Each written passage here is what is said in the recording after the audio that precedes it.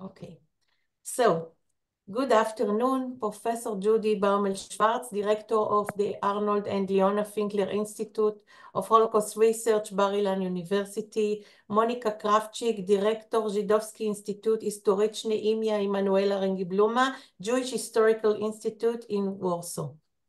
Distinguished guests, in the last 3 months, we are going through complex days in Israel, as you surely know. Despite of this, we are trying to maintain a kind of routine. So we are happy and very excited to hold an international online symposium on the occasion of the International Holocaust Remembrance Day in cooperation between the Arnold and Leona Finkler Institute for Holocaust Research, Bar-Ilan University, and for us, the Poland Forum, this is the first meeting for this academic year, and the first time to present some articles from our new book. I would like to thank Professor Judy Baumel-Schwartz for initiating this wonderful forum and the book. Without you, Judy, without your dream, this would not have happened. Special thanks to members of the Poland Forum for their great contribution to the existence of this wonderful forum and for their great articles for the forum book. I would like to thank Director of Jewish Historical Institute in Warsaw, Monica Kravchik, for initiating this conference and for fruitful cooperation. I hope that this is a start for more cooperation in the future. I'm honored to invite Professor Baumel-Schwartz to give a short lecture on the topic, the Holocaust after October 7th. Thank you very much, Leah. Thank you to all of you who came. We have members here not only of the Poland Forum, but we have from the London Forum, the head of the London Forum, we have the Romania Forum, we have from the Spiegel coordinates. We are blessed to have all of you here with us today. When Monica came up with the idea of having a mini conference like this, and Leah took upon herself to organize it all together, I said, how are we going to do this in 2 weeks? And obviously we have managed to do it. So thank you very much to both the wonderful work that you're doing. Now, I asked to speak about the Holocaust after October 7th, because this is a topic that, well, it's very difficult to speak about it. I prepared a whole piece of paper, which I have here, which here it is. And I'm not going to use it. I'm going to speak, as we say, from the heart, because this is accompanying us in Israel since October 7th. In fact, if you have Israeli friends on Facebook, those of you, very often you'll go in and you'll see today's date is October 100 or October 101, 2024. In other words, the world stopped on October 7th. And somebody says to us, it's January. It's very difficult for us to fathom that 3 months have passed since all this has began. One of the first words that came to mind on October 7th, on Saturday, October 7th, as soon as news began filtering in about what was actually going on the border areas in Israel, near Gaza, was the word Holocaust, Shoah. That was the word that people were using. It's a Holocaust. It's a Shoah. This is terrible. What is going on? And the word continued to be used throughout that day and the next day and the day after, including in news reports. And then the question, of course, came up, is that the word that we should be using? Is this a Holocaust or is it something else? Are we demeaning the Holocaust if we're using that? During, I would say, the immediate reaction, as I said, everybody used the word Holocaust. That's for certain. And that was for the first 24 or 48 hours. After that, the second stage is the word began to be used in the press, not only by individuals, but it was even used by government ministries. They were saying the Holocaust that is happening in Kibbutz Be'eri, the Holocaust that is happening in the areas of the South, etc. As news began filtering in about the horrors that went on there, it was pretty obvious that this was like a repeat of something that had happened in Europe in 1939, 1940, 1941. Those actions, murder, beheading babies, burning people alive, tying them together, torturing them, and then burning them. This is a very bad rerun of a very bad movie that we went to where the Jews played center stage between 1939 and 1945. So it was pretty obvious they were using the words Holocaust. But within about a week, the Israeli government and various newscasters started using a different term. They would not speak about the Hamas Nazis, the Hamas terrorist Nazis. They started speaking about Hamas is ISIS, or to use the Arabic and the Israeli term, Daesh. Hamas is ISIS. The terrorists are like ISIS. The reason they were doing it was obvious. They were trying to find some term that would echo among people throughout the world to realize what the horrors are. And we all remember the pictures of the beheadings that John the Great in his orange beheading people in ISIS. And as the beheading of people, of children, of babies, of adults, that was going on by the Hamas terrorists down south was so reminiscent of this, they thought that, okay, let's use the term ISIS because it's, once again, an Islamic fundamentalist organization. Maybe that would be better. It didn't work. Somehow it just didn't catch. Now, somewhere between 2 and 4 weeks after the war began, Israeli and scholars and historians mostly, both abroad and in Israel, started debating, can we use the term Holocaust? And things were thrown around, all sorts of topics. Can we use it? Is it reminiscent? Is it not? Is it justified? And then things began, various historians began publishing about it, and a debate ensued. And this is, again, timeline. This is already the end of October, the beginning of November. Now, there was a whole group who said, yes, it is totally justified to use the word Holocaust for the events of October 7th, 2023. Let's take a look. Hamas terrorists and their accomplices acted just like the Nazis.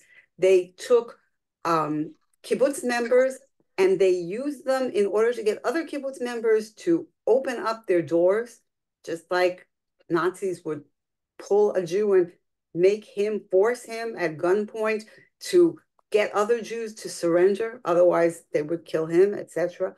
We learned as time went on that the special Hamas terrorist forces known as the Nukhba, many of them were high on drugs. And the idea was the drugs would take away their inhibitions and they could do such horrible things. Now, this is a little too reminiscent of what happened with certain groups of the Einsatzgruppen that were given vodka because they couldn't take what was going on. And that was one of the reasons that after a while they moved into gas chambers and to camps, because when you're high on vodka, you're shooting and you're losing a lot of bullets and not killing a lot of people. It was just not cost effective for the Nazis. But the actual use of some type of substances in order to take away people's inhibitions, that was the same. The beheading, the fact that, for example, they said the Hamas terrorists did not even distinguish between Jews and Bedouins and Arabs that were living in the same area, because they said, well, if you're living in Israel, then you're collaborators with the Jewish state, and we're going to kill, and they did, and they killed them, and they took them hostage just as they took Jews hostage. And this is similar to Nazi ideology that states that if for some reason you had an Aryan who converted to Judaism, let's say to marry a Jew, they were considered Jewish. You could, and you ask why, if you have a racial theory, and the Nazis would say because there is something obviously wrong with someone who would be willing to convert to Judaism, so they should be killed along with the Jews. In other words, Hamas terrorists did what Nazis did. We're talking about a Holocaust. Then there was the Contra. There was a second group who said, no, we can't use the term Holocaust. It's not the same. You could at most say Holocaust-like acts. These were acts that they were carrying out that were similar to what the Nazis did during the Holocaust, but it's not a Holocaust because Israel is a sovereign country. Jews did not have a sovereign country during the Holocaust. After several hours, the Israeli army came in full force down to these areas and began defending. You did not have an Israeli army. You did not have, even though you could say Hamas was sanctioned by a government, the other side say, but there was no, what did you have? You had underground movements that were fighting and could barely get weapons. So here, it's not a Holocaust. It is reminiscent of the Holocaust, but it's not a Holocaust. The public perception in the long run is what's really, really important. And when I spoke we held at the Finkler Institute, we held to commemorate Kristallnacht, where are we now? The 85th anniversary of Kristallnacht. So on November 9th, 2023, we held a symposium on this. And one of the people there said something that convinced me. They said, we have to use the word Nazis because the world didn't catch ISIS. And ISIS is something that may have spoken to younger people. Younger people, if they're with us, they're with us. And if they're not convincible. If we're speaking to middle-aged and to older citizens in any country abroad, when you say Nazis, that means something to them. So we're going to continue to use the word Nazis. I hadn't heard it for a long time.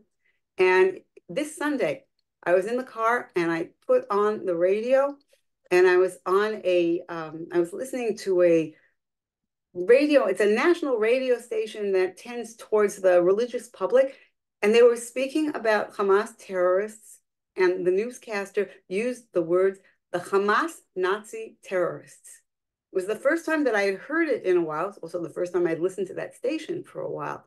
But the comparison still exists. Now, one of the things that I teach my students, and with this I'm going to end, one of the things I teach my students is why is the Holocaust so meaningful to us? I teach courses on the Holocaust. And what is the innovation? So people say the racial theory, and I say, oh, no. Limpieza de Sangre existed in 1500. Gas chambers, no, the Nazis didn't invent them. Concentration camps, the Nazis didn't invent them, etc., etc., etc. And I bring them to the stage where they realize government sanction. I said, what? The Russian government didn't sanction pogroms against the Jews in pre-Soviet Russia? Of course they did. So what makes us so upset? And the truth is, the fact that it happened in maybe not our generation or our parents or our grandparents' generation, but it happened now. When I used to teach this in the 20th century, I've been teaching for a very long time, I could say it was in this century. So now it's not this century, but to most people, I can say it was in your grandparents' day. It still belongs to us. And if we talk about pogroms that happened 200 or 300 years ago, that's ancient history. So I would say that there's going to be a whole generation of people who are going to say that for them, October 7th was their Holocaust. And with all the historical arguments that I can use about we have an army, we have this, we have that, basically, it's how you feel about it. And that we're only going to see within time. Whatever we call it, October 7th is something that has been kind of like scored into our hearts with fire, horror of fire. And whether it is or is not a Holocaust, it's going to be something that is going to burn within Israel, everybody living here, not only Jews living in Israel, non-Jews, Bedouins, Arabs, it's going to affect all of us. And I would say the way things are going when I put on the news, it's going to affect the world for a very, very long time. Thank you very much. Thank you very much, Judy. בסדר, תמרי, איפה אתה בעבודה? Can you mute? Please unmute yourself. If somebody forgot to do it, this is the time. Thank you very much. I'm honored to invite Monica Kravchik, Director, Jewish Historical Institute in Warsaw, to deliver her short lecture on the topic Hanukkah recently at the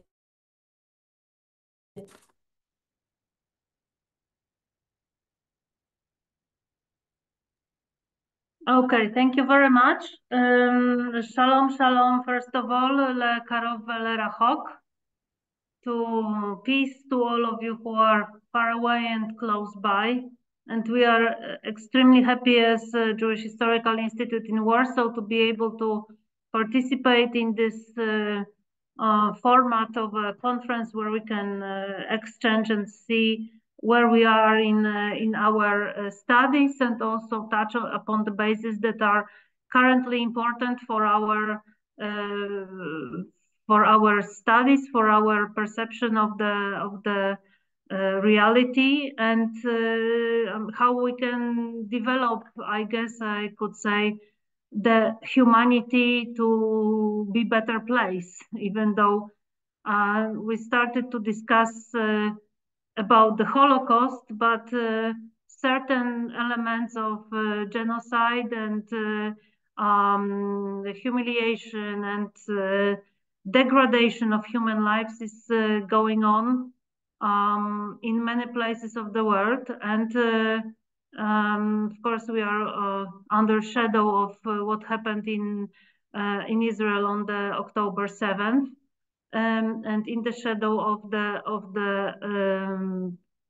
victims and of course those who were kidnapped, and we hope for their soon restoration and healthy comeback of those who were still captured. And we are against this terror of Hamas, and I want that it should be it should sound loudly as it could, because it's a humanitarian need, and somehow in European discourse, as we see it, the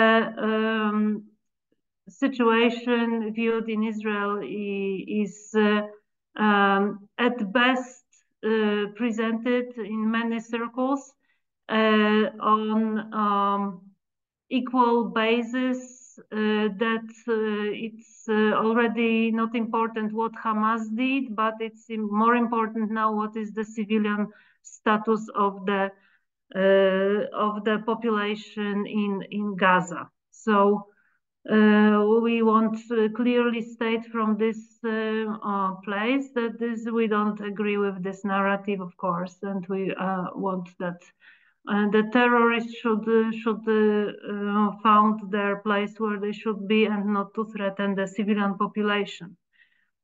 Now, what happened in October is viewed by some people as some element of a, let's say, global turmoil instigated by the ancestor of that problem, meaning the war that is going on, that is held in Ukraine, caused by Russia, and it is in Russian interest to create many hot places in many countries and many parts of the world, just to disconnect the information and the role of Russia in the globally on in what they are doing in Ukraine. And what they did in Ukraine is, of course, attacking innocent country, including civilians, and performing some of the crime wars that were actually transmitted in the videos of civilian victims being killed on the streets of Izium and other places in East Ukraine near Kharkov, and on the suburbs basically of Kiev, and people were kidnapped, especially children that were held in the orphanages, and also they were kidnapped from their families and have not been returned to their parents. And and several millions of civilian population were forced to leave, including the 2 million of Ukrainian refugees that found their space in Poland. So does this bring some similarities to what happened in October 7th in Israel over the attack that Israel suffered? It seems a lot the same, just the scale is different. And of course, what is Russia doing in Ukraine today is bombarding and sending rockets and drones, targeting the civilian housing and population, and not the military targets. So you can see that a lot of strategies are similar. Now, further, what's going on is the level of battle on the propaganda sphere, and here we are with what happened during Hanukkah celebration in the Polish Parliament. Now, this Hanukkah celebration is already going on for 17 years, and it's like so it's also quite interesting to note that fact that until the things are going in the proper level and are stressing the positive relation, especially Polish-Jewish relation, it never catches the public, except when something wrong is going on, and that was one of the members of parliament of the ultra right-wing party who decided that Hanukkah is a symbol of satanic version of Jewish beliefs and should be eliminated from the Polish parliament. So he took the fire extinguisher and extinguished it accordingly to his to that belief or whatever. And of course, now the question is why he hadn't he knew that this custom is held in the parliament for 17 years, especially that for the last 5 years he was a member of parliament as well. It's hard to believe it, but maybe the propaganda war and instigating of all kinds of difficult and controversial situation is also effect of the global war of disinformation. So the more important are events like this that can help us to understand it on the broader level due to participation of many members of the public from all kinds of all corners of the world. And I'm especially happy that we can actually also look into the past and see how in the past the responses were studied, and also how the events had to be reinterpreted and described historically to the fact that they are studied today. And therefore, it's my pleasure to introduce or invite for further discussion the members of our staff, our academic staff in the Jewish Historical Institute in Warsaw. And I would just briefly to tell you that we have with us Professor Katarzyna Persson, who is in charge of English edition of Emmanuel Ringelblum archive that we are publishing in this major publishing project in Jewish Historical Institute. We have Professor Andrzej Żbikowski, who just published a book about the civilian situation during the Warsaw Ghetto Uprising, and Dr. Agnieszka Witkowska-Krych, who just published a book about the situation of the Jewish children in Warsaw during the German occupation, and Dr. Agnieszka Żółkiewska, who is writing her professorial habilitation thesis on the culture of the Warsaw Ghetto and responses to that during the German occupation of Poland. So all of this is giving us, basically it's still talking about reality, what is happening, what had happened, and how maybe we will have to be responsible for reinterpretation of those stories for future, taking into account what is happening in the world today. So over to you, Dr. Lea Ganor, and we are very much thankful for your input and cooperation, and many thanks for bringing this project to the Jewish Historical Institute's attention and your collaboration on this project and this seminar today to making it happening. So over to you. Thank you so much. Thank you very much, Monica.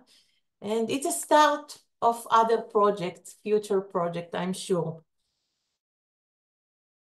Holocaust history, Holocaust memory is based on the new Poland Forum book that deals with Jewish Poland and Polish Jews during and after the Holocaust. The book is a collection of fascinating articles written by members of the forum. Today is the first time to present 3 of the articles. During the lectures, you can write questions in the chat.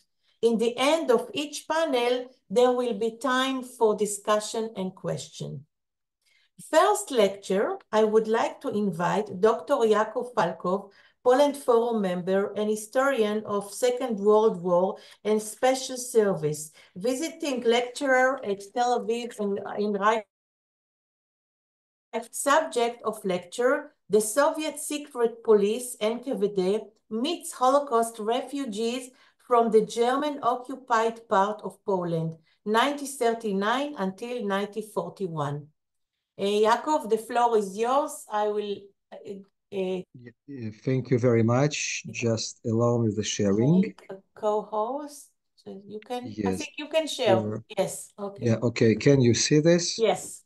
Okay, thank you very much. So, dear Leah, thank you very much, and Judy, of course, for having me today, for inviting me for your magnificent project, which is really great, and I'm looking forward to seeing the final product in already published. So today I will briefly present my part, my chapter to this fascinating project, which deals, as you can see here, and as Leah already told us, which deals with the NKVD handling of the Polish Jewish refugees from the Nazi-occupied part of Poland in 1939-1941. So let's start very briefly, since we have only about 15 minutes, just to state in the very beginning that we are dealing with about 1.5 million of Polish Jews within the redrawn Soviet borders. When the Soviets came west in September 1939, they caught actually up to 1.5 million of Polish Jews in their territory. And this includes also, as you can see here, about the 300 from the German-occupied Polish lands. These people started coming from the Nazi-occupied Polish territory to the Soviet-occupied Polish territory from the very beginning of the partition, actually, of Poland between these two superpowers, Germany and the Soviet Union. And up to 300 of them, quite the same number, were deported actually to the Soviet hinterland.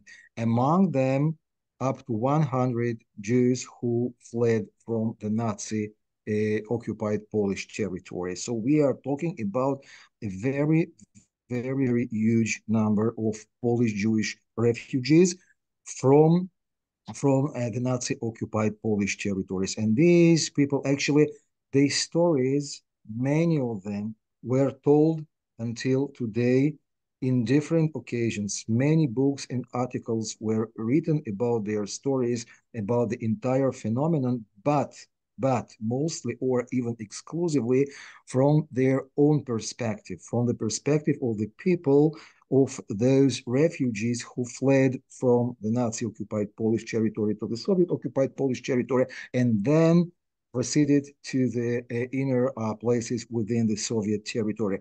Not from the perspective of the perpetrators, or today we are talking about the NKVD, about the Soviet secret police, who actually caught many of them and afterwards sent them to different gulags, as we will see immediately. This research is based on different new archival sources, first of all, and mostly from the United States Holocaust Memorial Museum, they possess very nice collections of documents brought from the former Soviet Union and specifically from the former Soviet special services. And in this case, we are talking mostly about, or exclusively about, the documents of the Ukrainian NKVD, and specifically, I'm touching only one specific point, the border, the cross-border point near Lvov, or Lviv today in Ukraine, Lvov in the Russian language. So we are talking about only the Lvov NKVD in one specific place. There were many others, but today, and specifically for this project, I wrote only about the Lvov NKVD. And in addition, I was very lucky to get specific, very interesting, highly interesting materials from the Ukrainian Security Service archive throughout the war. I've met their manager, the director of this archive, and he sent me new and highly interesting materials during this war between Russia and Ukraine. So this is how it looks like, just one specific, very short, very brief file of interrogation of a Jewish Polish refugee who came to the Soviet territory. I have at my home digitized, as you can see, up to 20,000 of such digitized files, which is a huge collection. And again, these are only from one place, from the Lvov NKVD interrogation files. So let's start with the entire story, which is amazing. It is for the first time that we actually can reconstruct the entire process of these people fleeing to the Soviet Union from the Nazi-occupied part of Poland through the eyes of the NKVD itself, through the eyes of people who caught them and interrogated them and actually got this information from the refugees and arrestees themselves. So first of all, thanks to these files, I'm able to make the typology of different kinds, different groups of refugees. There were people who had no intention whatsoever to flee east. They just moved east within Poland, within their home country, fleeing from the Nazis. And then the Soviets came and overran these people, and these people just found themselves in the Soviet territory, inside their own country, and being regarded as the border trespassers by the Soviets. Others actually were forcefully expelled by the Nazis, by the Germans, under the threat of execution with the Soviet Union. And they were told, go to your Jewish paradise and live there, not here. And they were forced to cross the border. Others actually from Eastern Poland, many of them were Jews, young Jewish guys who fought against the Nazis in the West. They were desperately trying to get back to their homes in the eastern part of Poland, and again were caught by the Soviets. And others heard about the anti-Jewish policy and atrocities made by the Nazis, and there are even some of them who a bit later in 1940-41 personally experienced German atrocities, so they decided to flee to the Soviet Union, to cross the Soviet border. Let's proceed further. So many of them came from the regions which were quite close to the border, but others were coming from the distant places and spent a day or even more in this journey. And when reaching the border, which is here in the, again, close to Lvov, they had to cross the San River. There was a possibility to cross through a bridge across the river. So some of them, there was the first possibility, the first route was to come to the official German checkpoint, to pay a standard fee of 1 zloty, and then to cross the river officially after getting the German permission. And many of them tried to do this. At some occasions, they were allowed by the Soviets to come to the Soviet Union, to cross the border, and then many of them, for some unknown reason, were caught and blamed as the border trespassers and sent to the custody, sent to a jail. Others were rejected and sent back and told, go back to the Polish territory, we will not allow you to come in. So their possibility was just to come back and to use the opposite route, which was to approach the local peasants and to ask them to guide those refugees to the Soviet border unofficially, not through the official German checkpoint. And here, some of them were robbed by the locals, the Poles and the Ukrainians who lived near the border. Some of them were taken to the Germans and betrayed, but some of them were taken to the so-called loopholes in the border after having paid to the local guides quite big sums, which in the beginning of 1941 reached up to, as you can see here, 300 zloty, which was quite a big sum for this time. So all these people who managed in the end of the process to cross the Soviet border were hunted by the NKVD border guard and by the local Soviet peasants who cooperated with the NKVD, and they were arrested and here body searched and shortly debriefed at the third station on the border, and then immediately sent to the second station, which was the Przemysl NKVD prison. Przemysl now is in the Polish territory, but by this time it was included within the Soviet territory, and it was there that for the first time they were accused of illegally crossing the border.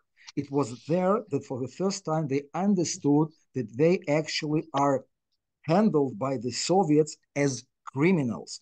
And then after the first debriefing, they were sent to the Lvov NKVD prison, which you can see here. It was a notorious place where many people were killed and tortured by the Soviets in hundreds and even thousands. And here, our heroes were thoroughly interrogated and actually were accused in being spies and traitors and the border trespassers, and later on sent to the so-called closing interrogation far away within the Soviet Ukrainian territory in Dnipropetrovsk, now Dnipro. Here I have to stress a very fact that many of these guys were actually very young, guys and girls, some of them actually kids or children, only 14, 15 years old. These also were caught by the NKVD, interrogated, held in the NKVD prisons and accused of being the border trespassers and actually criminals. And here we are approaching the most important point in the entire research. The NKVD, during the interrogations, asked these people for the reason of their coming to the Soviet Union, and all of them told quite detailed stories of their life in the Nazi-occupied Polish territory, and they told their interrogators everything about the atrocities committed by already during the initial time of or stage of the Nazi occupation in Poland, about all the deeds, all the persecution, of the Jews in Poland by the Nazis. And we are talking about the robbery, and we are talking about confiscating Jewish businesses, and we are talking about imprisonments and rapes, etc., about the starvation.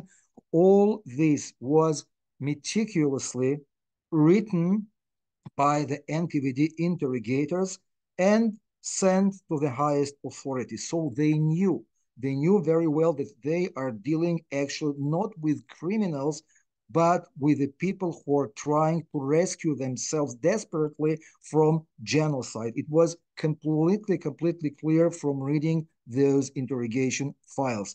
And nonetheless, and here we're actually approaching the end of this presentation. I hope, Leah, that I'm good with the times. But Yes, okay. All the files, thousands of them, were sent to Moscow to the so-called troikas. Then these people actually were court-martialed in absentia by a special session, and all of them actually, it was just a long line of multiple files. These guys had no time to dig into each file, so they just sealed all of them, and actually the sentence was always to the gulag.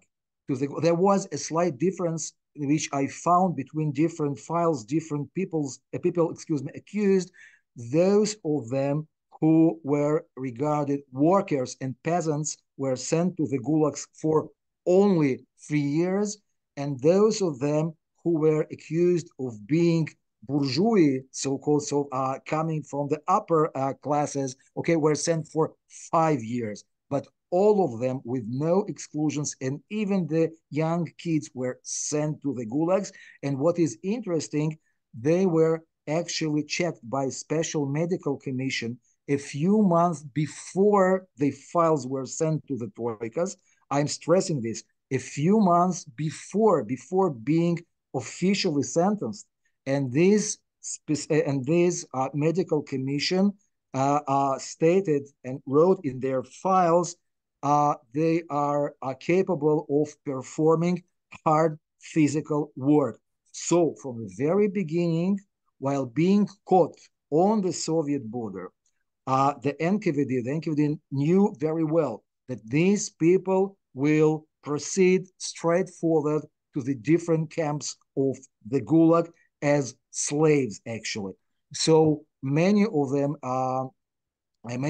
had their relatives in the Soviet Union who already lived in the Soviet territory and were regarded good Soviet citizens. And some of them, after having learned that their relatives were caught by the NKVD on the border, they were trying to intervene and to rescue them. Here I have only one. Here you can see here only one example. Yaakov, our time is going to end. Yeah.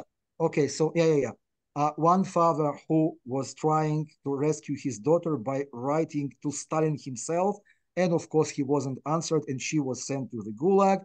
This guy was caught in Czechoslovakia, sent to Poland to work there, and then expelled to the Soviet Union. He asked to come back to his family and was instead sent to the Gulag and died then in a few months. And that's it. That's it. I'm concluding.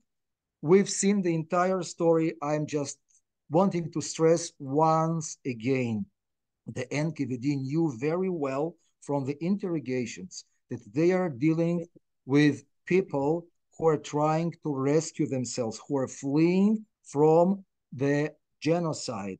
And nonetheless, all of them with no exclusions, thousands of them. And I'm talking just about 1 point on the so-called German-Soviet border, only about the Lviv NKVD.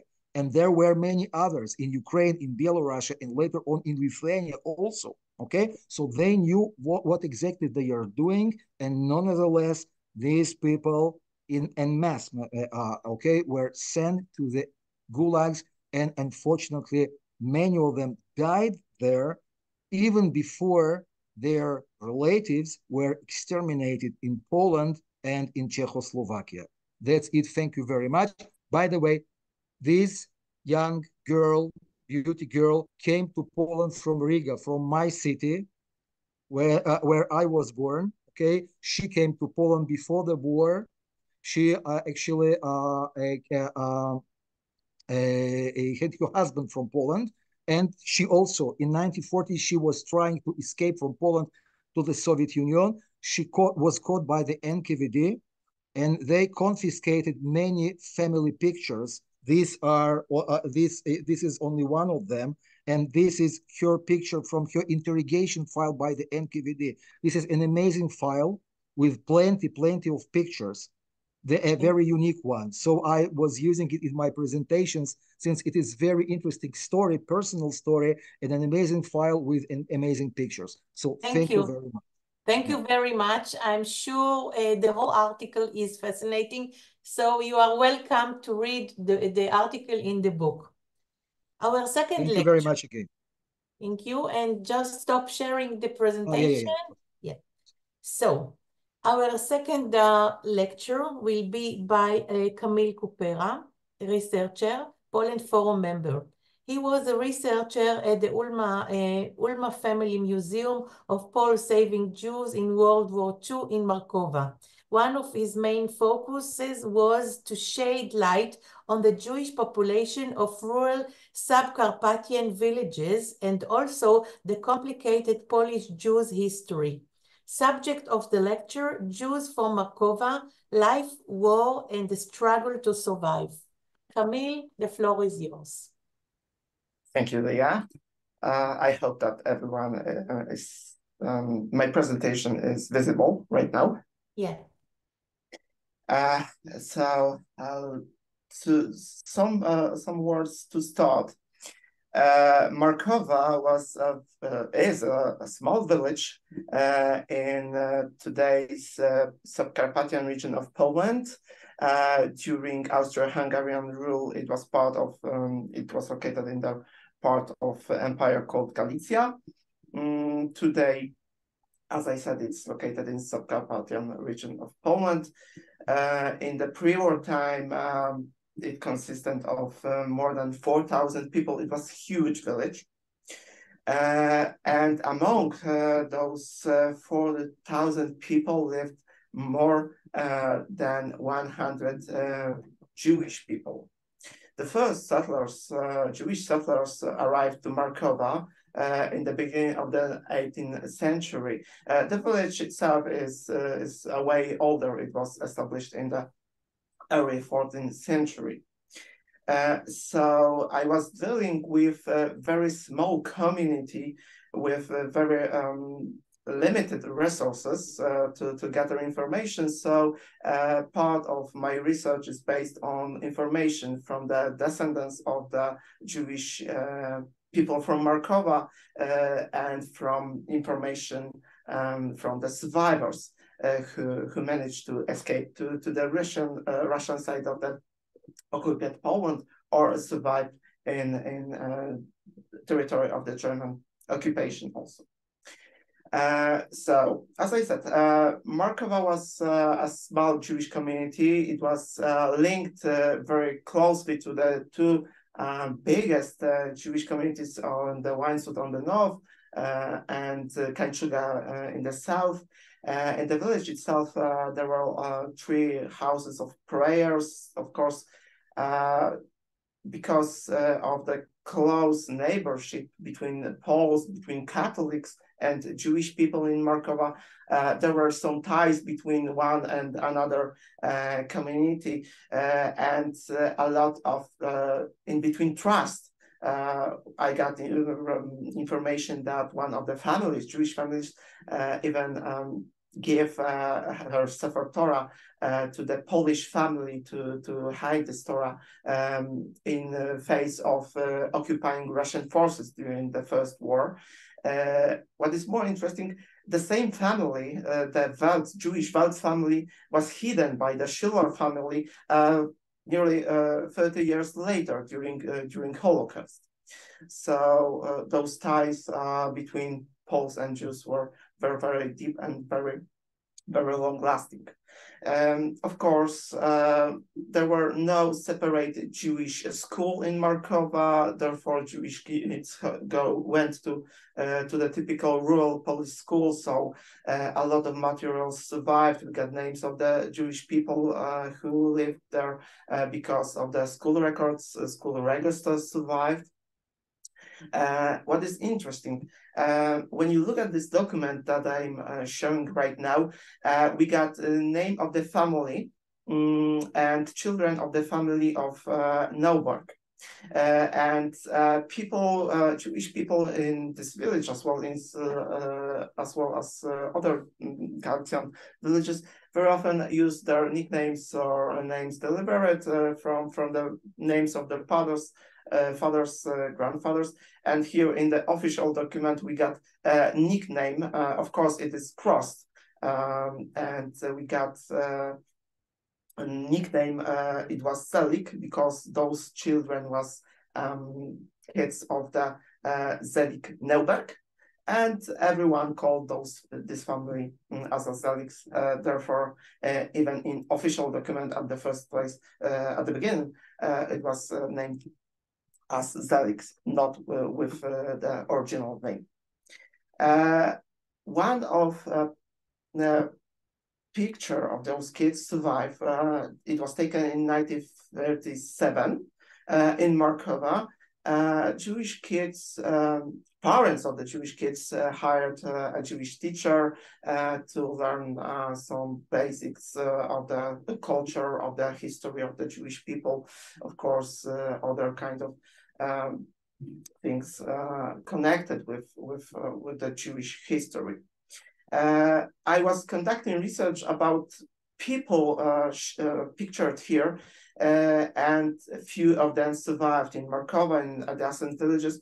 Part of those kids were murdered by Germans, part of them were caught by Poles and murdered by Germans. So this picture is very significant one. And at the bottom of this picture, you can see that Jewish kids created with the branches some kind of shape of Star of the David to be pictured here. Jews from Markova, as well as Jews from other Galician places, emigrated to other places in Europe, to South America. Here we got documents which I received from Argentina. Those family moved from Markova to Argentina. Therefore, picture documents survived. They moved in early 30s. So we got pictures of this community. Of course, in 1939, this part of Poland was taken by the Germans, and Jews, as well as sometimes Poles, were forced to do some labors in the villages. And thanks to one of the local photographers, Józef Ulma, a lot of pictures survived. And here we got picture of the Polish people who were forced to do some cleanup of the road. And 100 meters away from a place where this picture was taken another picture. And here we got a group of the Jewish people. You can see armbands on the left, on the right arms of those people. And here you can see a close-up. The women, the third on the right, managed to survive. I will back to this history later. Markova was located in the district of Krakow in the county of Jarosław. It was a county that is near the border with the Russian occupied zone, and in the 1939, a lot of Jewish people from this region were expelled by the German Einsatzkommando to the Soviet side. Therefore, only around 7,000 Jewish left in this county. And Germans do not create ghettos in this region. So they issued the law stating that Jews have to stay in their own town, village, or village commune. So in Markova and in other villages around, Jews can stay in their own homes until August 1942. And in August, the deportation from Jarosław county started. It was protested by deportation, by the liquidation of the Jewish communities in adjacent counties, in the Przemyśl region and in Rzeszów region. So people in Markova well know what to expect. So they seems to be prepared they create some shelters, they make some arrangements with the Polish people to bring some food to the shelters, to pay money in exchange with food. And the deportation, the liquidation of the Jewish community from in Markowa and in region started on the August 1942. Here you got announcement stating this in German, Ukrainian, and in Polish, because in this region Poles and Ukrainians lived side by side. And from August we got a hiding period. A lot of people, Jewish people, were trying to survive around the village, just few hundred meters away from their own houses. They escaped to the place called Potoki, some kind of ravines, creating some shelters. They go back to their own homes to get some items. They ask Polish people for food.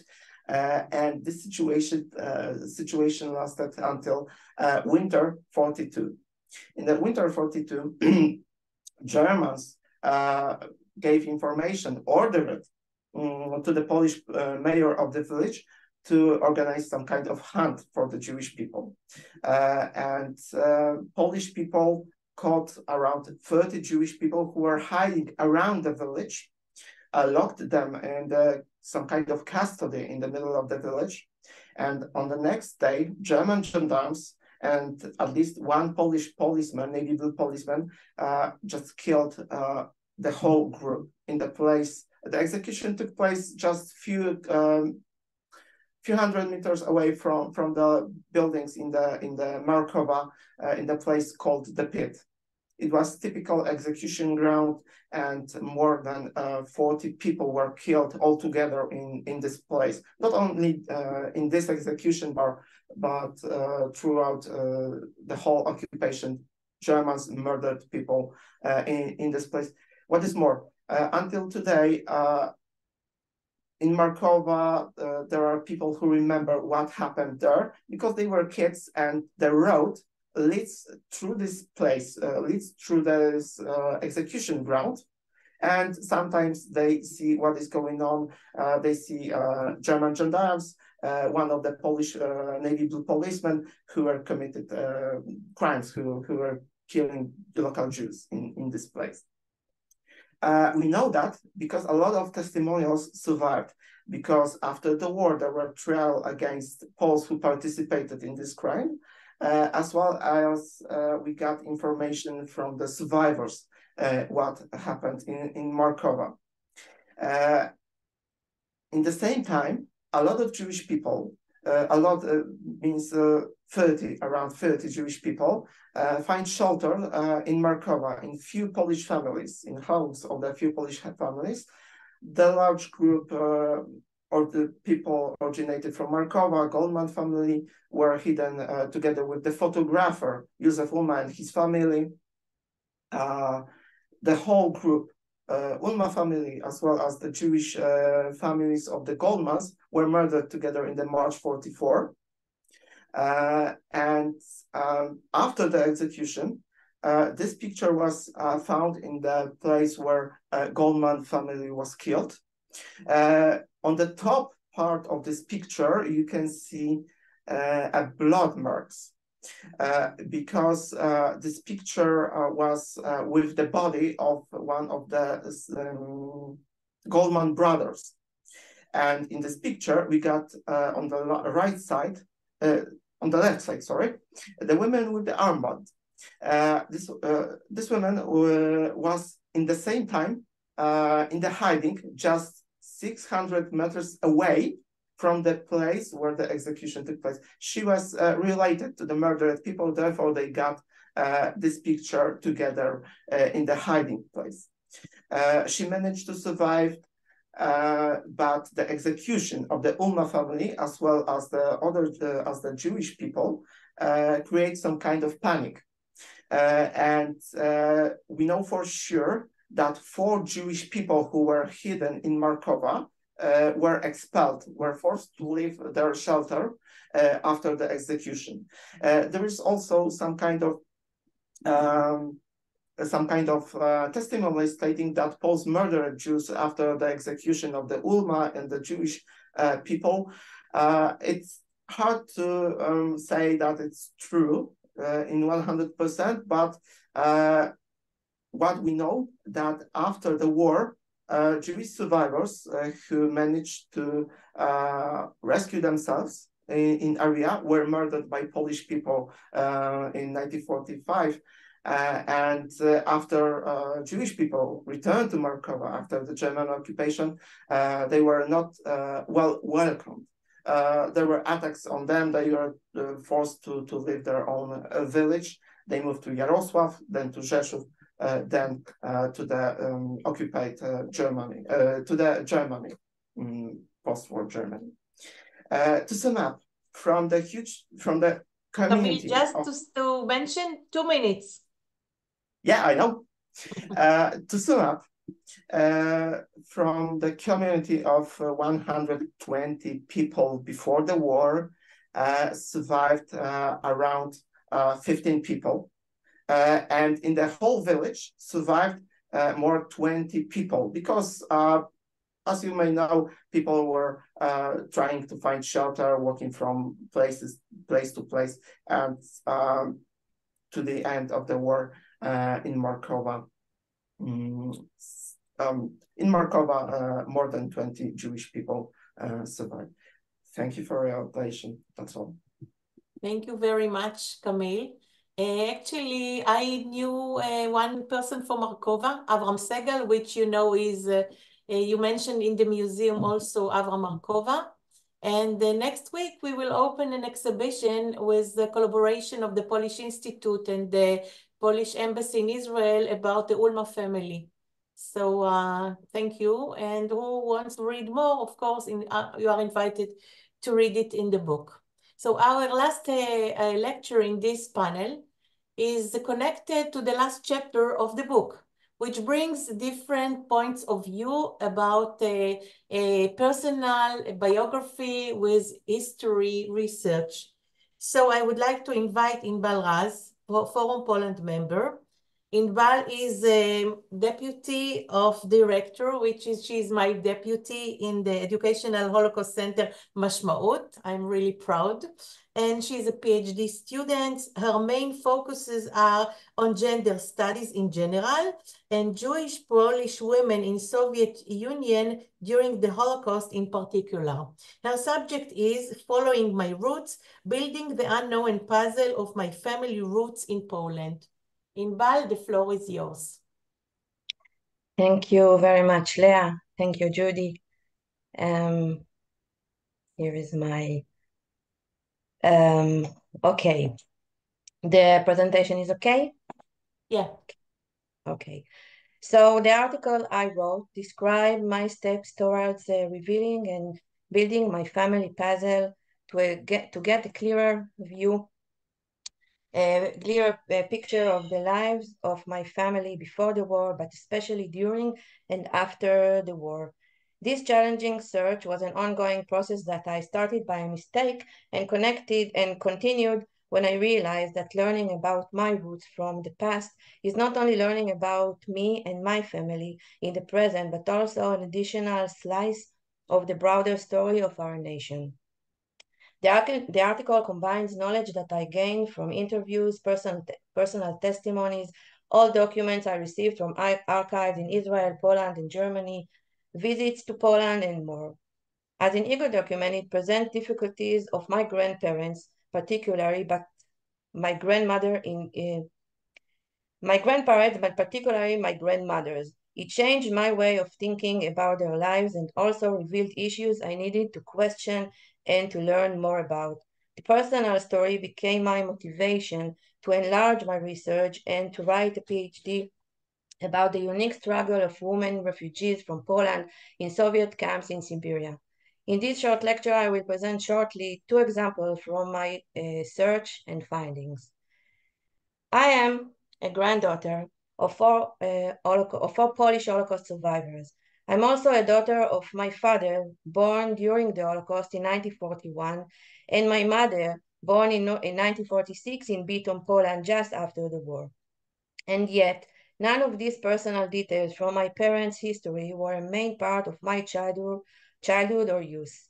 My parents reached Israel as young children, so for them, they were born Sabra and had no other history. I never heard Polish spoken in my family. Sometimes I heard Yiddish, but that was only when the adults didn't want us to understand. My grandmother cooked traditional Polish Jewish dishes, but they were served together with hummus or trina, and the recipes almost didn't make it to the next generation. I rarely saw pictures of Poland, and if I saw anything, they were black and white, ancient picture from the History book of Landshut, my grandmother's city, combined with short stories about Graf Potocki, a Polish nobleman with a branch of a family that had a palace in Landshut. Her main stories were about the time she and her brother visited the palace as children, the beautiful synagogue, and how they were the first Polish city with electricity thanks to the Graf. I don't know whether this fact is correct, but my grandmother was very proud of it. Poland was never mentioned as a country to visit. I never heard Polish music. I never saw Polish films or newspapers. I don't remember seeing Polish books on their shelves, and I never heard any of my family members longing for the country in which they were born and lived. Poland and the Polish culture were far removed from me. Despite this absence of Polish artifacts in my surrounding, I found myself slowly searching for my Polish past. As soon after my first visit to Poland in 1997, I understood that whether or not I am aware of them, my roots are very much planted in Poland. Since the late 1980s, as the survived got older, the third generation started to perceive memories and testimonies before they were lost forever. In many cases, members of the third generation felt a sense of disconnection from their own history, promoting a desire to reclaim their identity and understand their family's past, and ensure that stories were not forgotten. In those days, there were also an advance in technology, internet, and digitization of archive records, which made it easier to reach historical documents, survivor testimonies, and more. Yet, it's important to know that some third-generation individuals started their journey for roots earlier, while others, like me, may still be embarking on it today. The motivation behind their research are tied to their own unique circumstances and personal stories. When I was in high school, we didn't have organized heritage tours to Poland. It was only after I started to work in Mashmaut Center that I flew to Poland for the first time.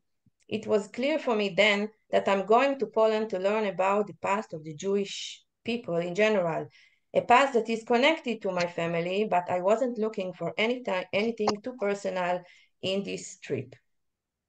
One day during this journey, we arrived in Landshut, and there my grandmother's words suddenly came alive. There was the Graf Potocki Palace and the beautiful synagogue.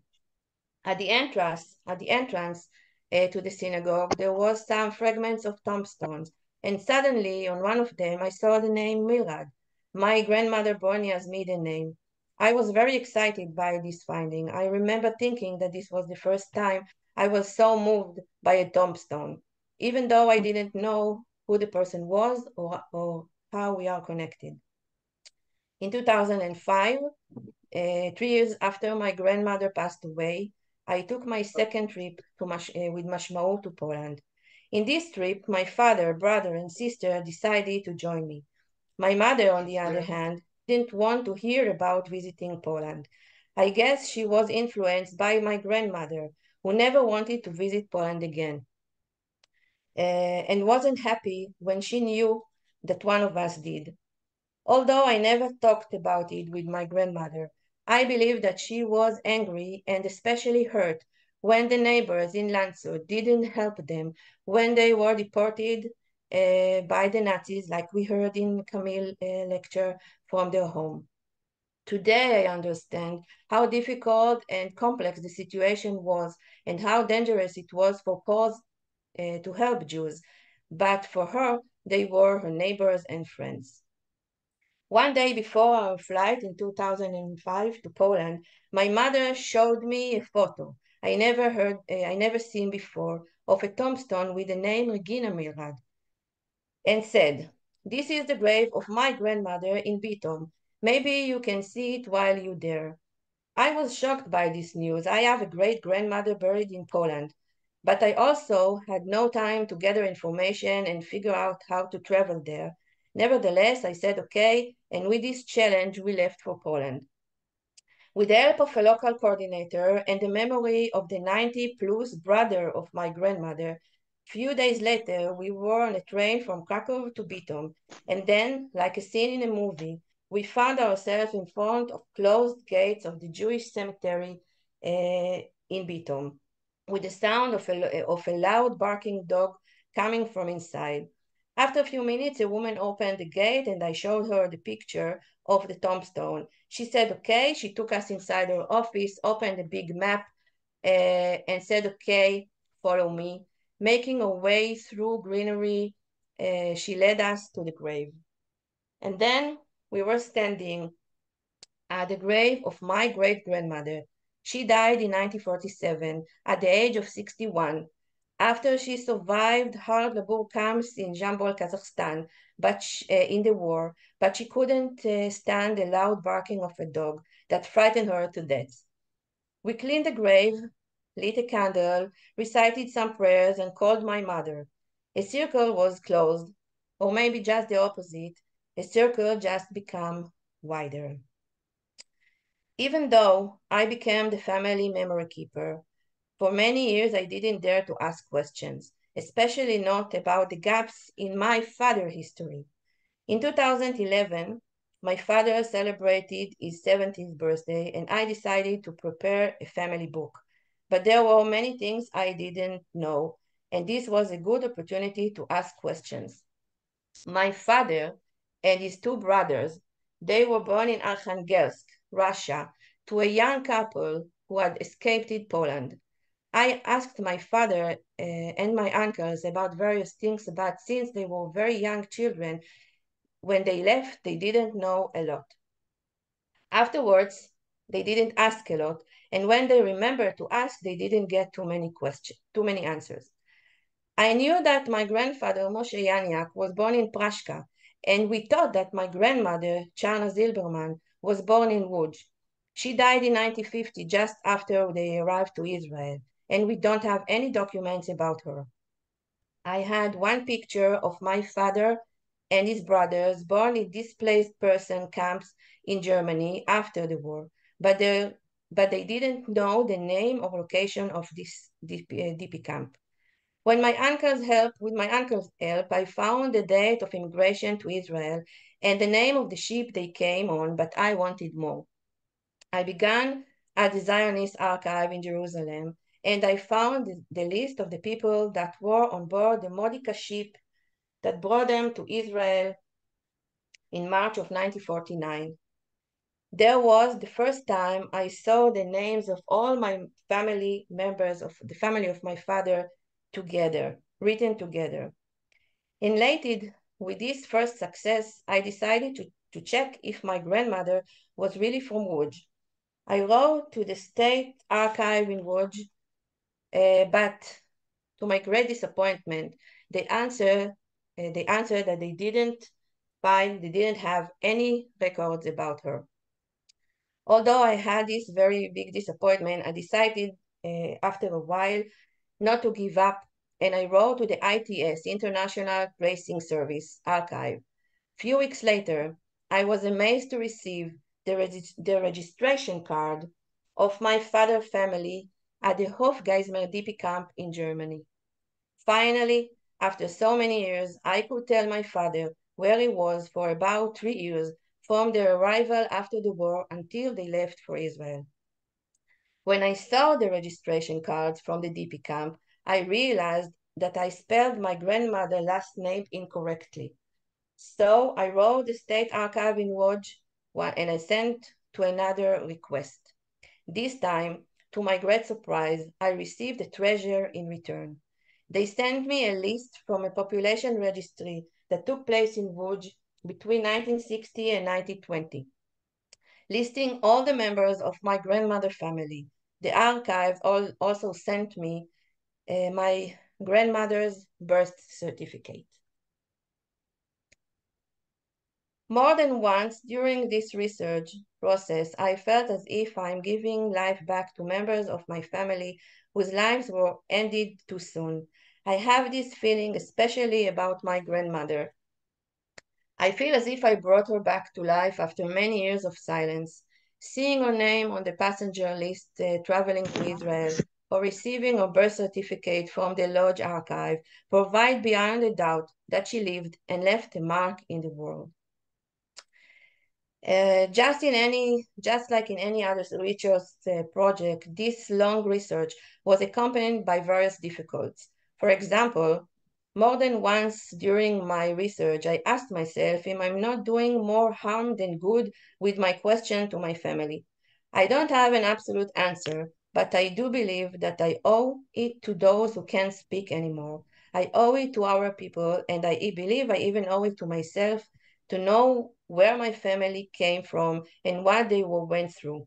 I can't ask others to care and to learn if I won't do the same myself. Looking back on my long process today, I can certainly say that only when I dared to ask questions I was afraid to ask didn't I found the details.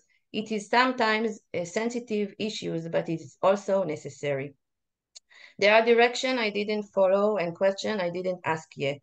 I still have the bigger challenge of combining the personal story with historical and academical research.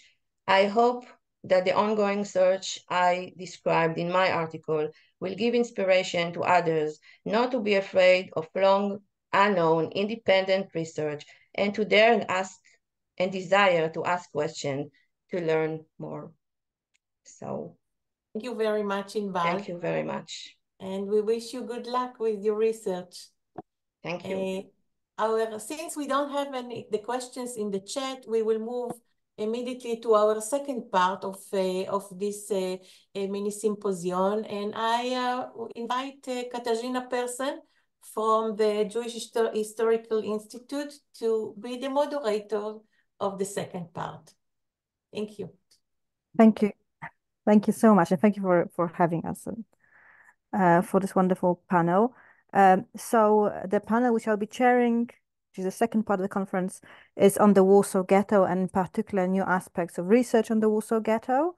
And we have three researchers from the Jewish Historical Institute. The first one who'll be speaking about childcare during the Shoah, the Warsaw Ghetto, is Dr. Agnieszka Witkowska-Krych, who I'm sure you all know, who's a cultural anthropologist, Hebraist, sociologist, and expert on various aspects of history and culture of Polish Jews, in particular the Warsaw Ghetto, and here in particular the fate of orphan children. She's the author of numerous publications, which were widely awarded, and her most recent book also received, among others, a Clio Prize and also a Pilecki Institute Award. So Agnieszka, please. Katarzyna, thank you very much. Professor Persson, thank you very much for the introduction. Thank you for having me here today. Let me just put my presentation on, and that's always a little bit challenging, but I hope I will manage. Let me just, and please confirm if it's visible or not. Visible, yes. Visible, okay, so, and let me just change it a little bit. So that's gonna be a little bit wider, and maybe that's gonna be easier to accept all of the content. Is it fine? Yes. Lovely. So thank you very much again for having me here today. I was told that I've got like a quarter to speak, and I will try to be, Katarzyna is nodding, so so I will try to be as fast and as rapid as possible, but of course you can imagine that the topic is much wider, and I can stay here for at least a week and talk with you about the children of the Warsaw Ghetto. And as Professor, oh, someone is speaking with me, thank you.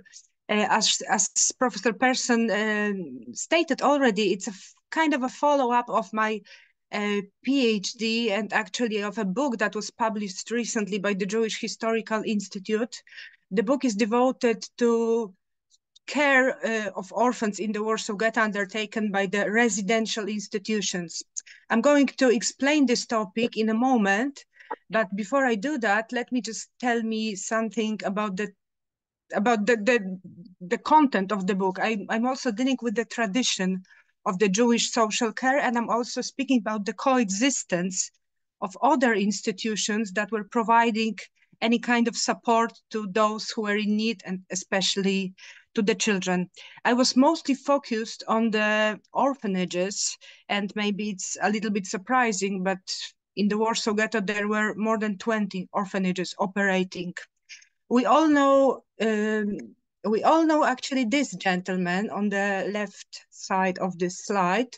We know Janusz Korczak. Some of us also know Stefania Wilczyńska, but it's but the horizon is wider. The landscape is much wider, and the number of the institutions that were providing full support to its charges is much bigger.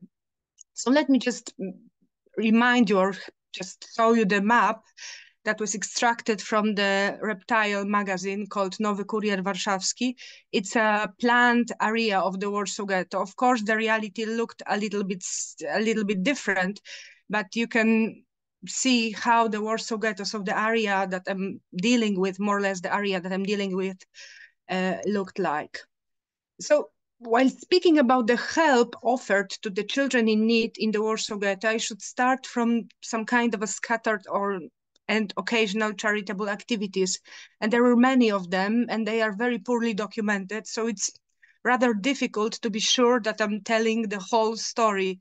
I can show you a few glances, or I can provide you a few excerpts from the memoirs and testimonies, but I'm pretty sure that that was more complicated. And of course, there were some private occasional donations, house committees that were operating widely in the Warsaw Ghetto. Even before the Warsaw Ghetto was created, the house committees were providing help to the children in need. And they were undertaking actions called spoon of soup. So they were collecting soup among the inhabitants of one particular building. They were collecting bread and clothes and shoes sometimes also.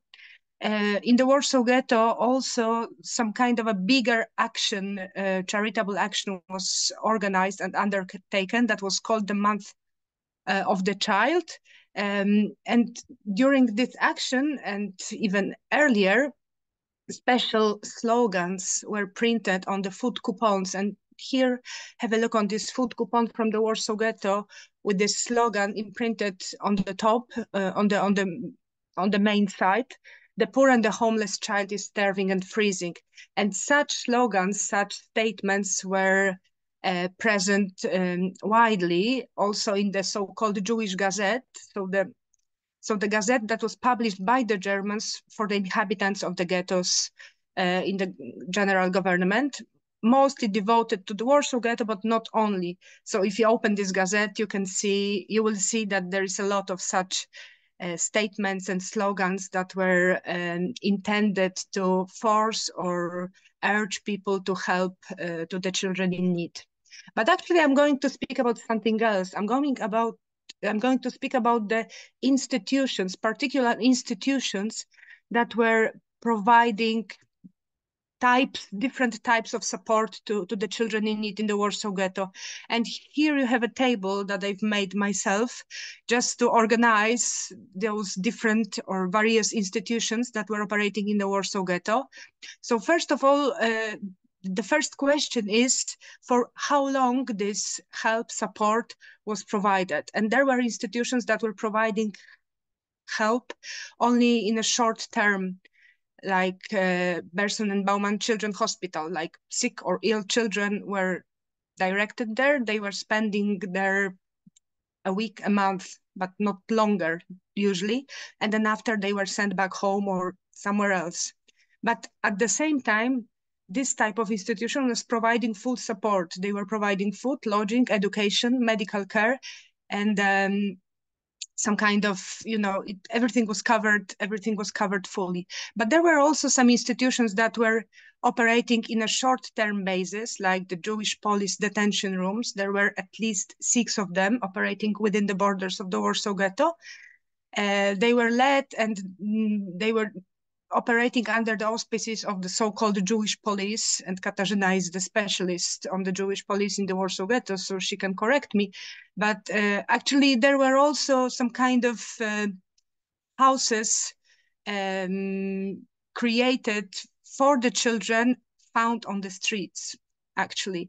And from those Jewish police detention rooms, the children were directed, if it was possible, to the orphanages. And orphanages, actually, that's the topic, that's the area that I'm the most interested, because they were supporting children in a long-term style, let's say, and they were giving everything. So food, lodging, education, and also were trying sometimes to provide them with some kind of future, so to say. They were trying to give the children this sense of future.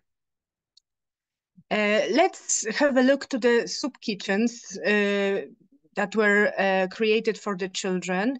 There were many of them in the Warsaw Ghetto. Just have a look to one of them that was located on the street Stawki, the kitchen number 127. And you've got a few remarks that can be found in the documents, how this institution was created and how it was operating within the borders of the Warsaw Ghetto. This picture on the right side is not the same place, first of all, and the picture was taken earlier, so there's no connection between them. But I just wanted to show you how the soup kitchen for the children could have looked like. So in this kitchen on Stawki 36, there were no glasses, no brushes, no clothes, and no fan. The stoves were damaged. The conditions were terrible. The boiler was broken and the soup was diluted with water. The children were using forged cards, like the food coupons. Sometimes the products were disappearing. The staff was changing very often. And unfortunately, the room where the food was served was unheated. Very often, the food was also stolen by the parents of the children. So you can see how the reality of actually a very good idea, of a very good project looked like in this particular place. And people who were engaged in the social help in the Warsaw Ghetto, who were partners in those initiatives, were aware that the situation is rather difficult to deal with. And for example, Stefania Halberstadt-Arkinowa, who survived and after the war decided to left some kind of testimony concerning her participation in the social help in the Warsaw Ghetto.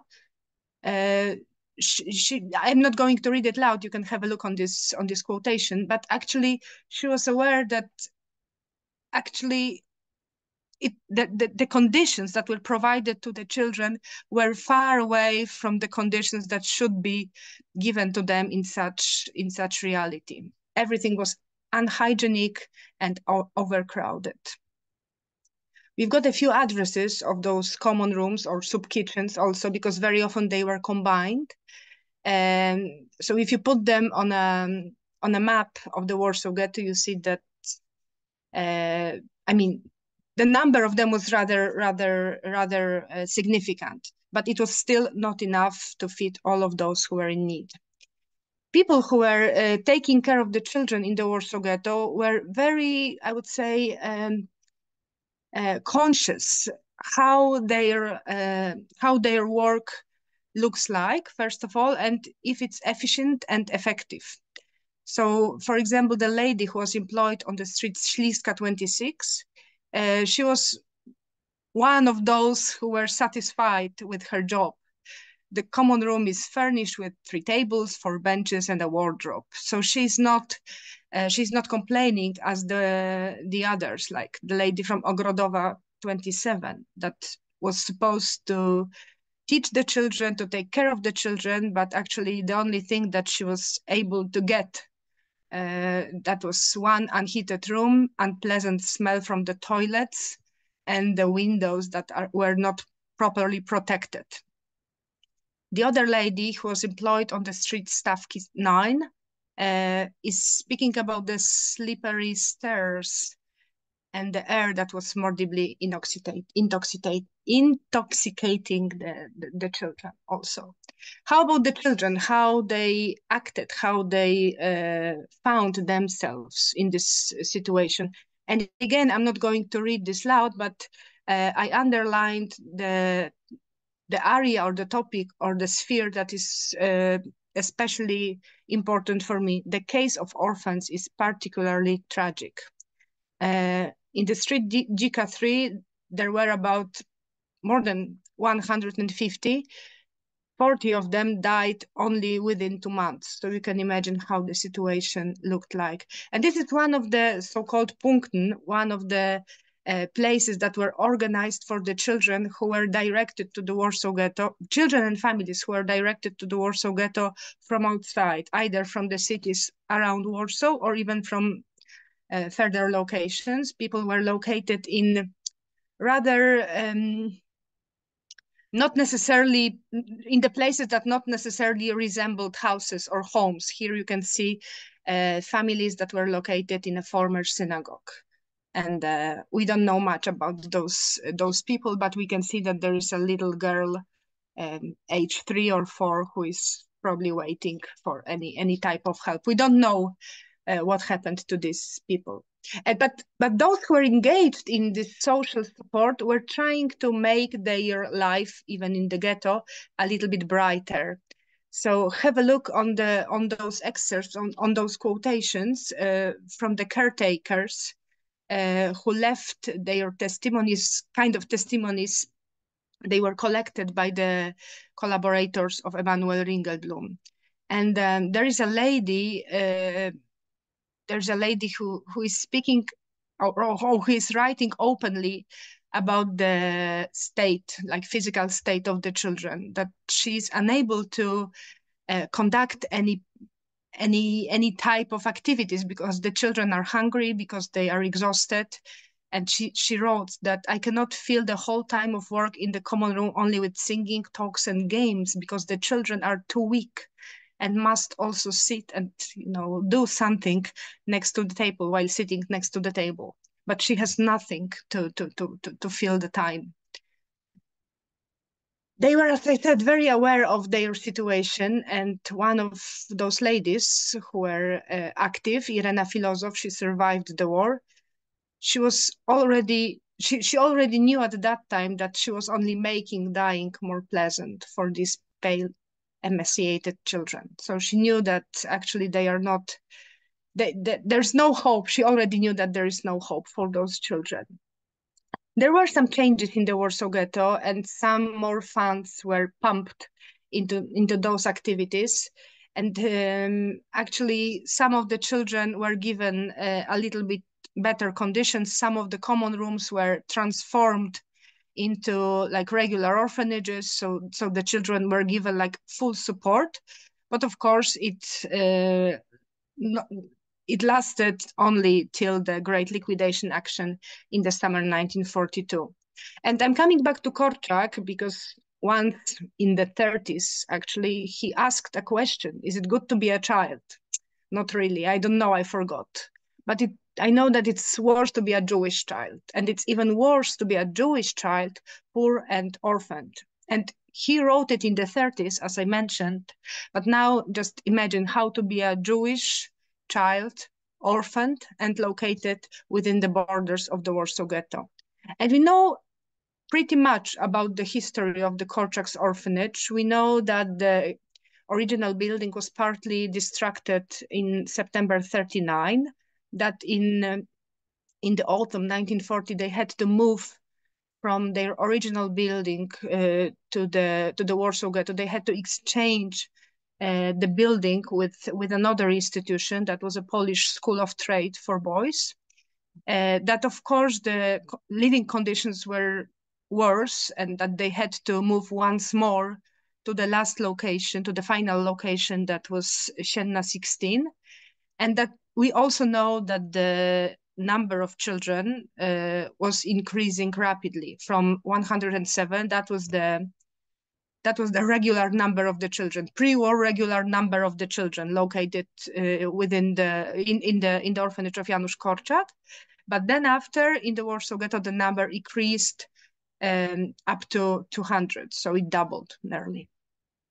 And during the wartime, they were trying to preserve the pre-war organization and the style of living. So all the internal institutions that were operating in the Korczak's home before the war were kept. Some of them were even developed.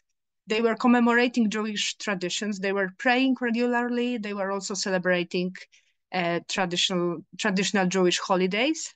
They were staging theater plays, and probably the most popular one, the most famous story is the story of staging the play written by Rabindranath Tagore. The play was called The Post Office, and it's a story about waiting for death. As I said before, they were also accepting newcomers, children of the street, children of displaced persons and refugees. And what is also important, even in the Warsaw Ghetto, they were listening and recording, like writing down, not with a recorder or camera. They were writing down the children speaking about their experiences and fears. And what I would like to show you here, maybe it's not like very well known, it's a document, it's a collection of documents of little like micro histories from the orphanage that were collected among the children in 1941. This is 24 stories by 23 children, because one girl, Felunia Friedman, was speaking twice. They were speaking about their pre-war life or pre-ghetto life or pre-Korczak's orphanage life. And everything was taken very seriously, written down, as I mentioned already. And this is an amazing collection of children's voices. Actually, they survived together with the diary of Janusz Korczak. And on the right side of this slide, you can see the first page of the Korczak's diary. And they are available in Israel, actually, in Beit Lachamei Hagataot. And the copies are in Poland, in the Museum of Warsaw. And what I would like to underline here is the fact that Korczak was not the only one. For many years, and I have to confess that for many, many years, I was sure that Korczak was one and the only. But while researching his life and legacy, I discovered that there is like dozens of Korczaks. And they had their own names, and we don't have to call them Korczak in a skirt, as very often we read about Tola Mintz, a doctor and educator from Miedzeszyn orphanage, or Korczak from Kraków. It's about David Kurzman from another orphanage that was operating within the borders of the Krakow's ghetto. But some of those people we can call by name, let's say.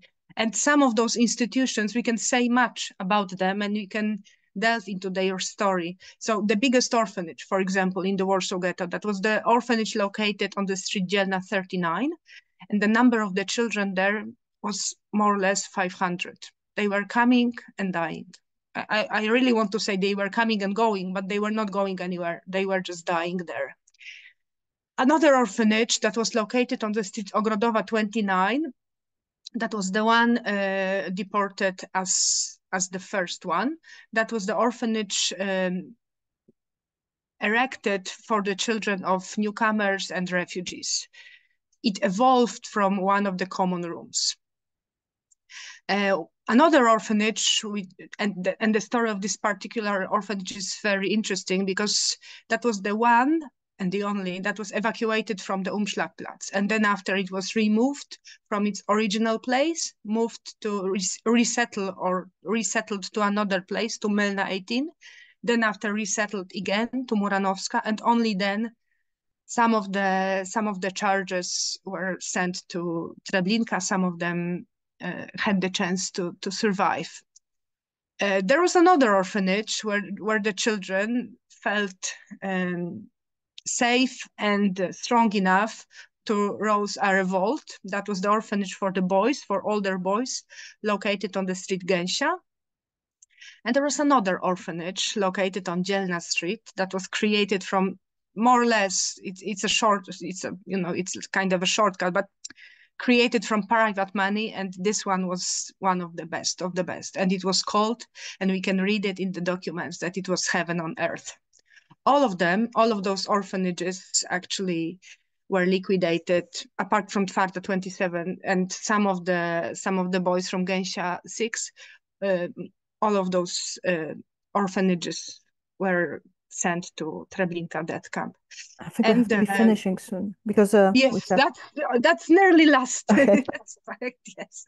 So I just prepared this map on the basis of an original map, and you can have a look on the places where those orphanages were located, and you can also see how some of them were relocated, and the number of the houses for the children, as I said at the beginning, exceeded 20. And it was 23 places where, at least for a moment, some of those children, some of those orphans, and when I say orphans, I mean them in like sensu largo, so social orphans, semi-orphans, and full orphans, but some of them had the chance to feel that they are taken care fully.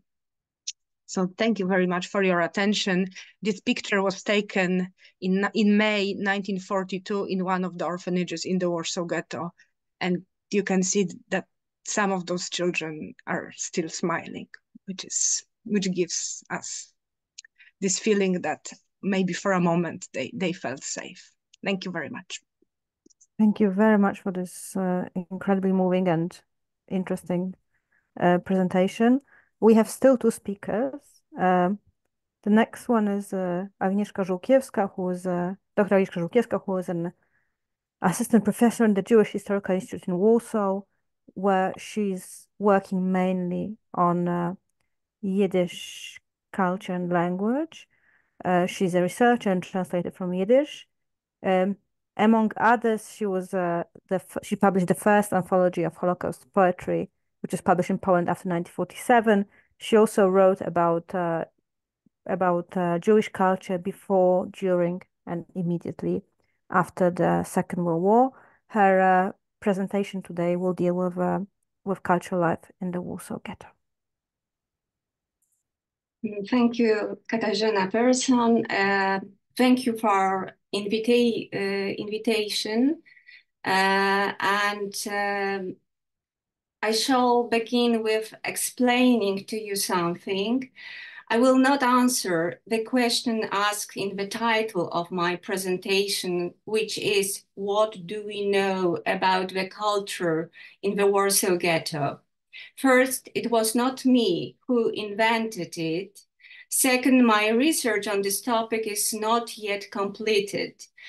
Hence why formulating general conclusions would be too risky. I would like to approach the question differently, mainly not what we know about the culture in the Warsaw Ghetto, but what's new I know about it as a researcher. I intend to focus on one matter only, remembering I have but 50 minutes.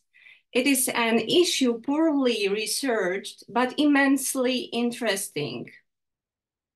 The preserved archival and printed sources concerning the Holocaust provide some interesting information on the Polish and Jewish artistic contacts in the Warsaw Ghetto.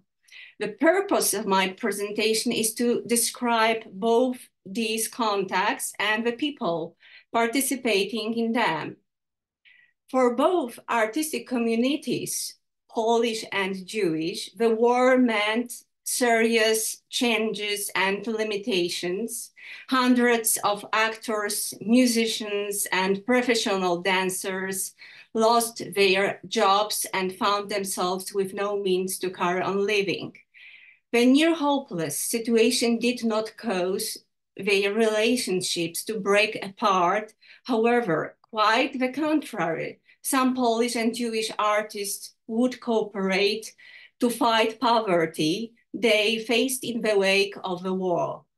The very first months of German occupation of Warsaw saw the rise of mixed Polish-Jewish revia and musical teams. One such team was created by a pianist, Władysław Szpilman, alongside his non-Jewish actor and singer friends, Janina Godlewska and Andrzej Bogucki. Shared performances of Jewish and Polish artists would probably continue until the creation and isolation of the Jewish district from the rest of the town. After the closing of the ghetto in Warsaw, the Polish-Jewish artistic cooperation was quickly cut short, and the pre-existing ties of the two communities were limited. However, contact with secret Polish Theatre Council was made. Jewish actors would heed its advice in many matters later on. After the ghetto was closed, the actors living there started to receive help through various ways from the Aryan side. It would usually come in the shape of material support, money, and food. Such support was given to, among others, Władysław Lin, known as Hammerlin, actor and singer performing on the stages of Warsaw's theater since 1917. Before the war, he was mostly known as a co-founder and long-standing chairman of a union of Polish stage actors and composers. His main way of earning a living in the Warsaw Ghetto was the money he received from his friends, Polish actors, for using a cafe on the Aryan side that belonged to him. The manager of that cafe, Polish actor Jerzy Gabrielski, did not directly contact the ghetto, but would always help his friend, Hammerlin, trapped in there, smuggling medicines and other things for him. The friendships established in the Polish and Jewish artistic community before the war would last long after the ghetto's inception. The case of Hammerlin was most likely not the only one. Jerzy Jurandot, the artistic director of a Femina theater, would be often visited in the ghetto by his pre-war employer, composer and journalist Jerzy Boczkowski. Jurandot wrote after many years, I quote, "Despite a huge age gap between the two of us, he often honored me with his friendship and would share with me his theatrical experience and deep wisdom." Famous Polish actor Adolf Dymsza did not forget his Jewish friends either, who stayed on the other side of the wall. Many of them were his close acquaintances from qui pro quo theater, like Jadwiga Borońska, Edmund Minowicz, and Iwo Wesby. He sent them packs with food through a young actress named Zofia Grabinska, who had affiliation with the Polish underground, mainly Home Army. Dymsza also participated in charity concerts that would donate their revenue to finance aid for Jews in the Warsaw Ghetto. The artistic cooperation between Poles and Jews also continued in the Warsaw Ghetto, although in a significantly limited manner. Some great Polish artists in particular, such as singer Mieczysław Fok, would perform on the stage of the Femina theater in the ghetto, doing their Jewish friends as a selfless friendly favor. The revenue from events with their participation became a crucial source of additional income for the entire Femina team. via agents and activists of the Polish and Jewish cultural underground, also organizational aid would go beyond the walls of the Warsaw Ghetto. It came in many different forms, from legal to technical and material, mostly thanks to the Polish Secret Theater Council. There is evidence that the organization was consulted with in many other problematic matters. Worth mentioning is the fact that only after receiving its permission did Jewish actors decide to open theaters in the ghetto. The main emissary of the Polish cultural underground that contributed greatly to upholding theaters in the Warsaw Ghetto was Gerard Brunon Gadejski, Polish musician and composer, former musical director of the Polish radio. According to the opinion of singer Wiera Gran, this deeply pious and practicing Catholic looked like a common Jew. However, he did not care of his Jewish-like appearance and lived a double life during the occupation. In public, he posed as the musical director of a Polish cafe in Warsaw. Secretly, he was an active worker and agent of the Polish underground, including Żegota. He mediated in the contacts between the biggest cultural organization in the ghetto, the Central Event Commission, and the German authorities, taking care of permissions to carry out its shows and concerts. He translated into German works meant to be performed on stage in the ghetto and sent them to the German censors. He also supported theaters in the ghetto in the same way. Gadejski contributed to the formal legalization of the activity of the Central Event Commission. Thanks to his efforts, the commission was allowed to organize events and performances within the Warsaw Ghetto. The workers of the Central Event Commission, both the director Jonas Turkow and the secretary Irena Najmarkowa, mention one more Polish underground agent that supported their outpost, an individual only known as S, who swept notes, censored text, and made public cultural events in the ghetto possible. Unfortunately, I didn't find his identity. The support given by the Polish underground also played a huge part in the creation of a puppet show for Jewish children under the supervision of Centos, a leading organization for Jewish childcare in the Warsaw Ghetto.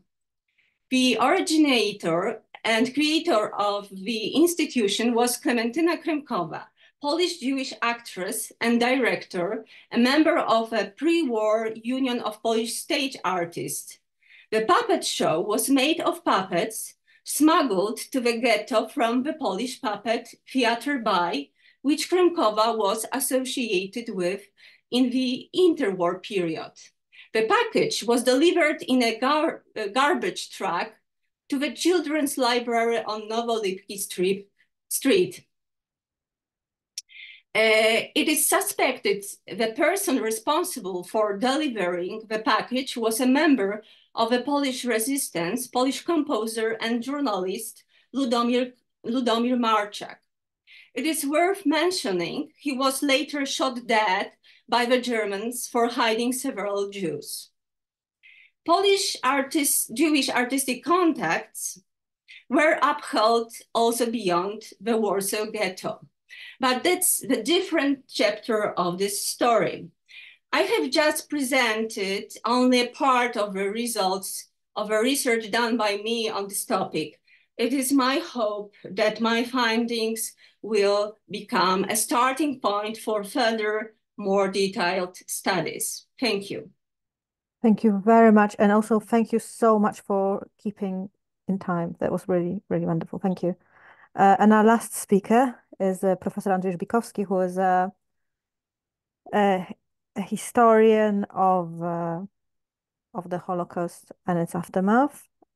He first wrote about Jews of Krakow and their community in the 19th century, and then specialized in the history of Jews in Eastern borderlands of the Second Republic during the Holocaust and afterwards in the Warsaw Ghetto as well.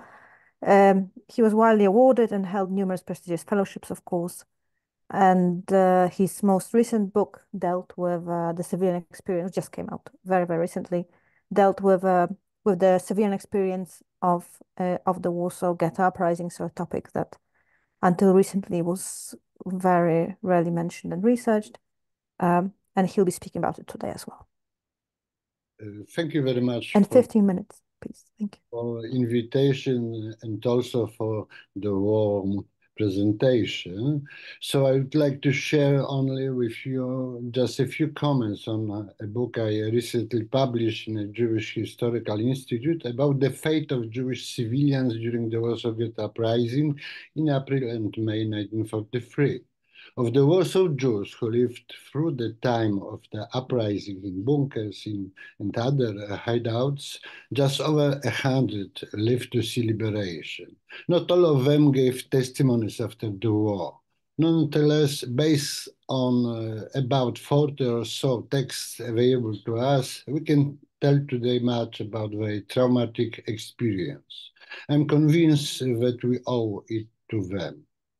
Now I'd like to quote a few fragments from my book indicated my motivation and methodological assumption made. A title of the book is On Hope, Suffering, Pain, and the Civilian Population During the Warsaw Ghetto Uprising. First part concerns about the 4 first days of uprising and military events. Second part, longer a bit, our book is about 200 pages, touch the civilian population in the ghetto. I wrote there about few issues in separate chapters, so I write about text about the Holocaust, civilians in the ghetto, ghetto guides, bunkers, hiding places, Pesach in the ghetto, ghetto burning, brushers, shop, detection of bunkers in the central ghetto, sewers, the final stage, road to Umschlagplatz, and the last part was happened on Umschlagplatz. So I quote from my book a bit. Personal documents of the survivors of the Warsaw Ghetto Uprising are primary sources for thinking about what happened in to the ghetto prisoners. However, the question immediately arises as to how to deal with such personal, individual, unique sources. The accounts that we know of, except for 2 diaries, were written down after getting out of the burning ghetto. These 2 diaries, or rather small fragments of them, were written by young women in shelters during the uprising. For this reason, they occupy a special position in the documentation of the experiences of Warsaw's Jews. They have a status similar to the records of members of the Sonderkommando in Auschwitz. And like them, the authors of the Warsaw Ghetto Diaries did not survive the war. In the case of one of them, we don't even know so far where she died. The other, so Marylka, was murdered at Majdanek probably during the execution on November 3rd, 1943, as part of the Operation Harvest, Erntefeldt. One notebook with her notes miraculously survived in the belonging of the remaining prisoners. Some difficult to verify information regarding the diary of the second unknown woman, young woman, emerged several years after the war. She is now in Ghetto Fighter House in the Berman collection. An account was then submitted to Jewish Historical Institute by Estera Oret, a Jewish woman, claiming at the time to be Czesława Glazer. Beginning in October 1943, she worked in general laundry at Leszno 85 Street, which was used to wash, among other things, stripped garments from the Gęsiówka camp. Jewish prisoners. This was handled by prisoners with diary, one notebook, on the night shift after 8 p.m. As Tara already reported, once they brought me a diary they found in the bunker on Miła Street, written by a young girl during the uprising. In 1946, I gave this diary to my acquaintance, Mr. Bupiński, who was a director of some Ministry of Social Welfare, to read. In 1946, he was arrested, and what happened further with this diary, I do not know. The diary, along with other valuable materials of the Jewish National Committee, was taken to Israel by Adolf Berman in the early 50s. He deposited these archives in the Ghetto Fighter House.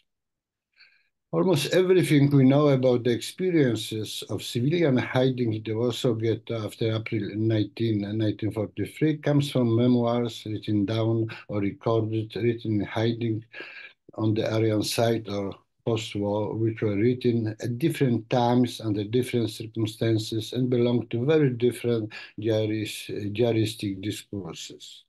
In total, I use about more than 40 memoirs and accounts in the book. The reader of his memoirs have both troubles and joys because of this. He cannot ignore the social context surrounding their creation. Various circumstances must have influenced their content and emotions in a way that cannot be precisely defined. For some time now, well over a decade, every personal document about the Holocaust has been studied very meticulously. The methodologies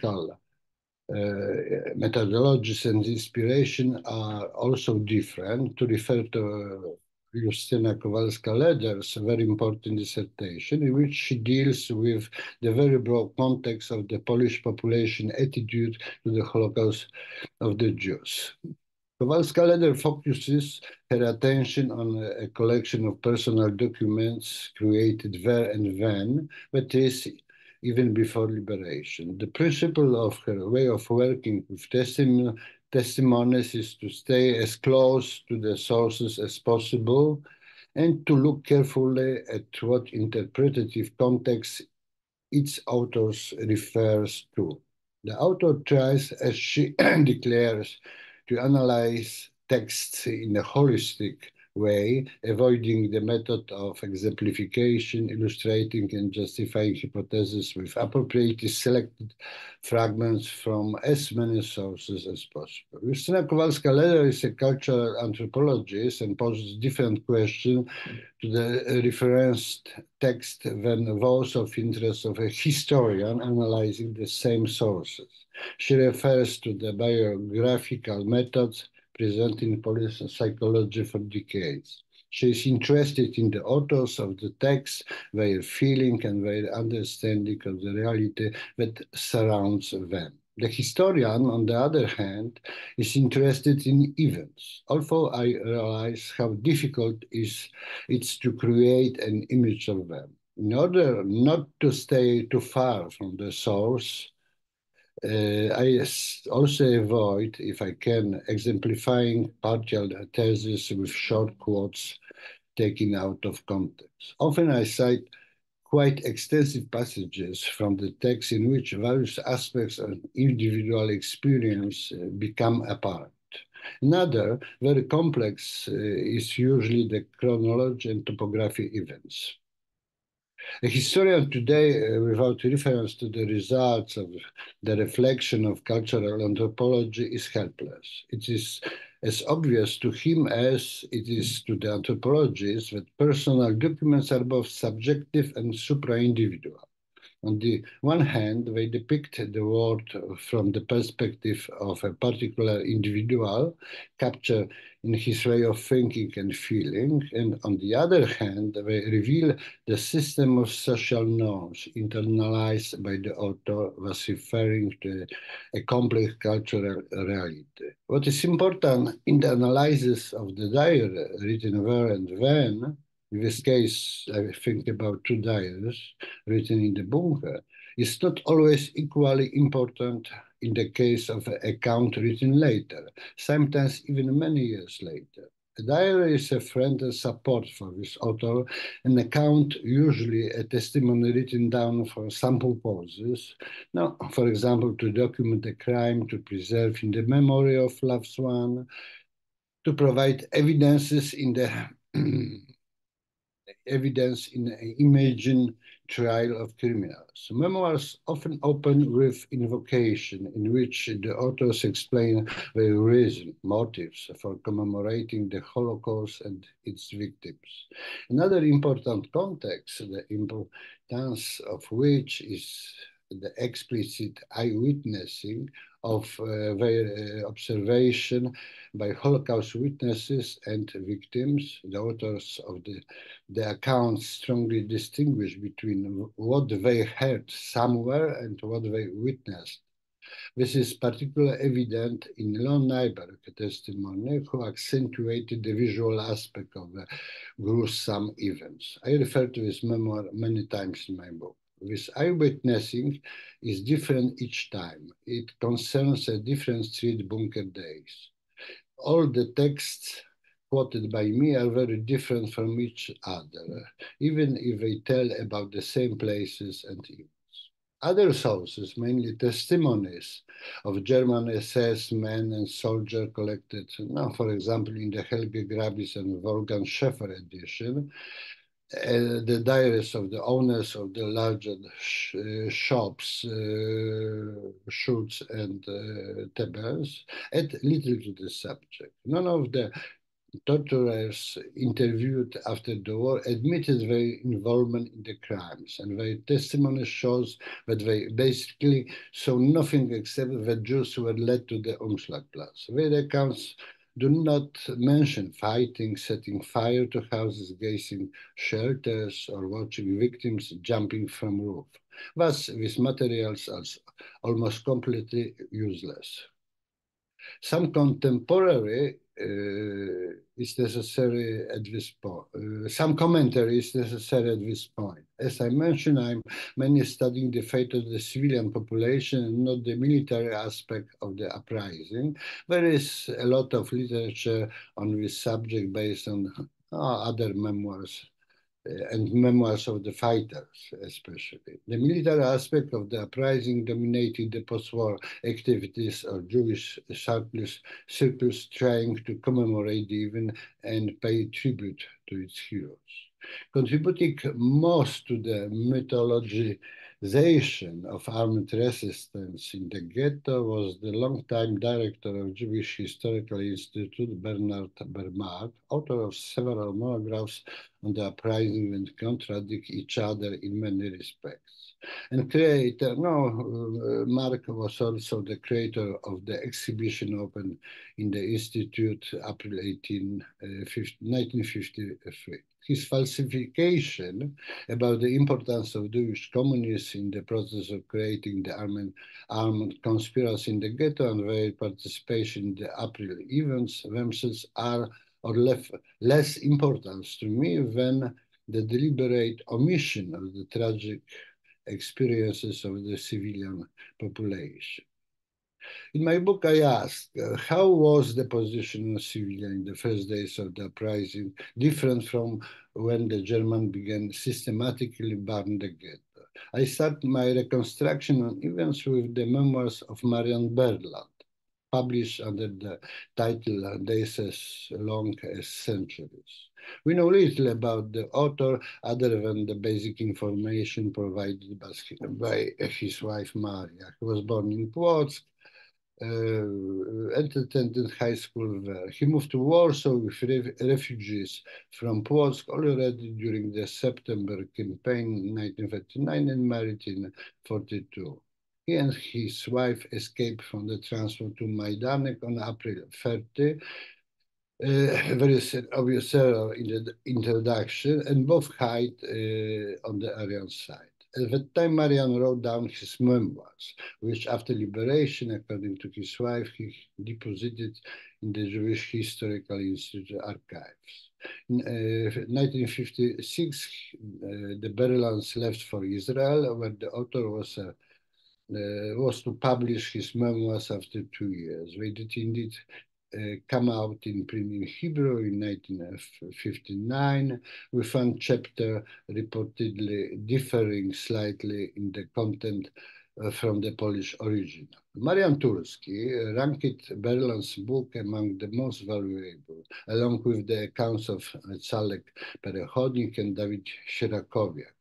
No, from all of the Holocaust memoirs. We know that the original is not in Archive of Jewish Historical Institute. Perhaps some part of the manuscripts is in the collection deposited by Berman to Ghetto Fighter House. Only a 3-page account of Bar-Ilan relating to the period of Great Deportation 1942 is in the Jewish Historical Institute archive. Writing about the ghetto guides, I ask for this part of my work, I have set strict chronicle boundaries. I am interested in what happened and what Jewish civilians experienced from April 18 to May 16, 1943, the period of Warsaw Ghetto uprising. The beginning censura is fairly obvious, although I'm well aware of the hiding places, bunkers, and shelters were prepared by ghetto's residents for months, and I will often refer to this preparation. The end censura is already conventional. Individual clashes between hiding Jews, mainly fighters, and German police occur sporadically as late as June and July. Mentioned before, Lon Nyberg, whose memoirs I will often use, did not get out of ghetto until late September.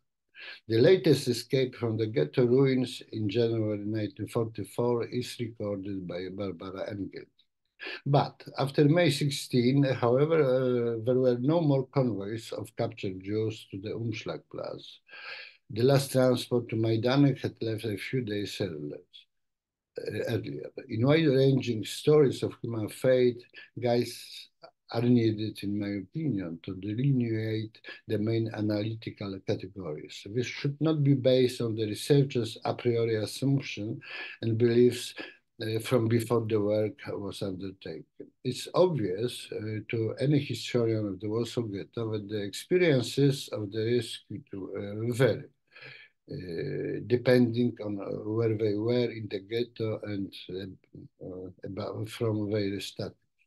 The Germans care more about the workers of the Tebens and Schulz shops from they wanted to send to Poniatowa and Trawniki than about the workers from the brush shop. Although some of them also miraculously survived the uprising. The optics of those who were deported to the camps after just a few days are different from those who hid for weeks. The Bar-Ilans stayed in hiding for a very long time. They also suffered enough to be chosen as our guides. Moreover, Bar-Ilan's language, almost literary, reveals the entire Gehenna of the burning ghetto, captures the uniqueness of the insurgent experience. Let's try to extract them in the atlas. No, I'm not sure.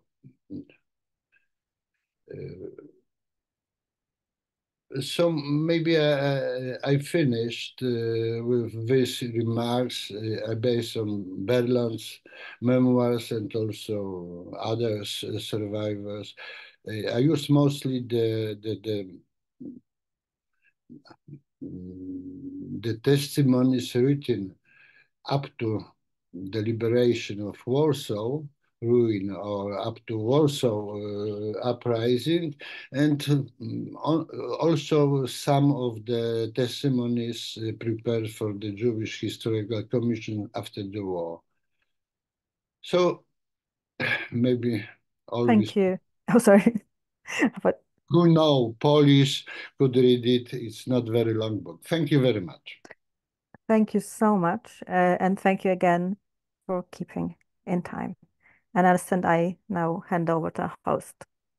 Thank you very much. All lectures were so interesting, fascinating. And this is the time for questions. We don't have much time. We will do it shortly, but the floor is yours for questions.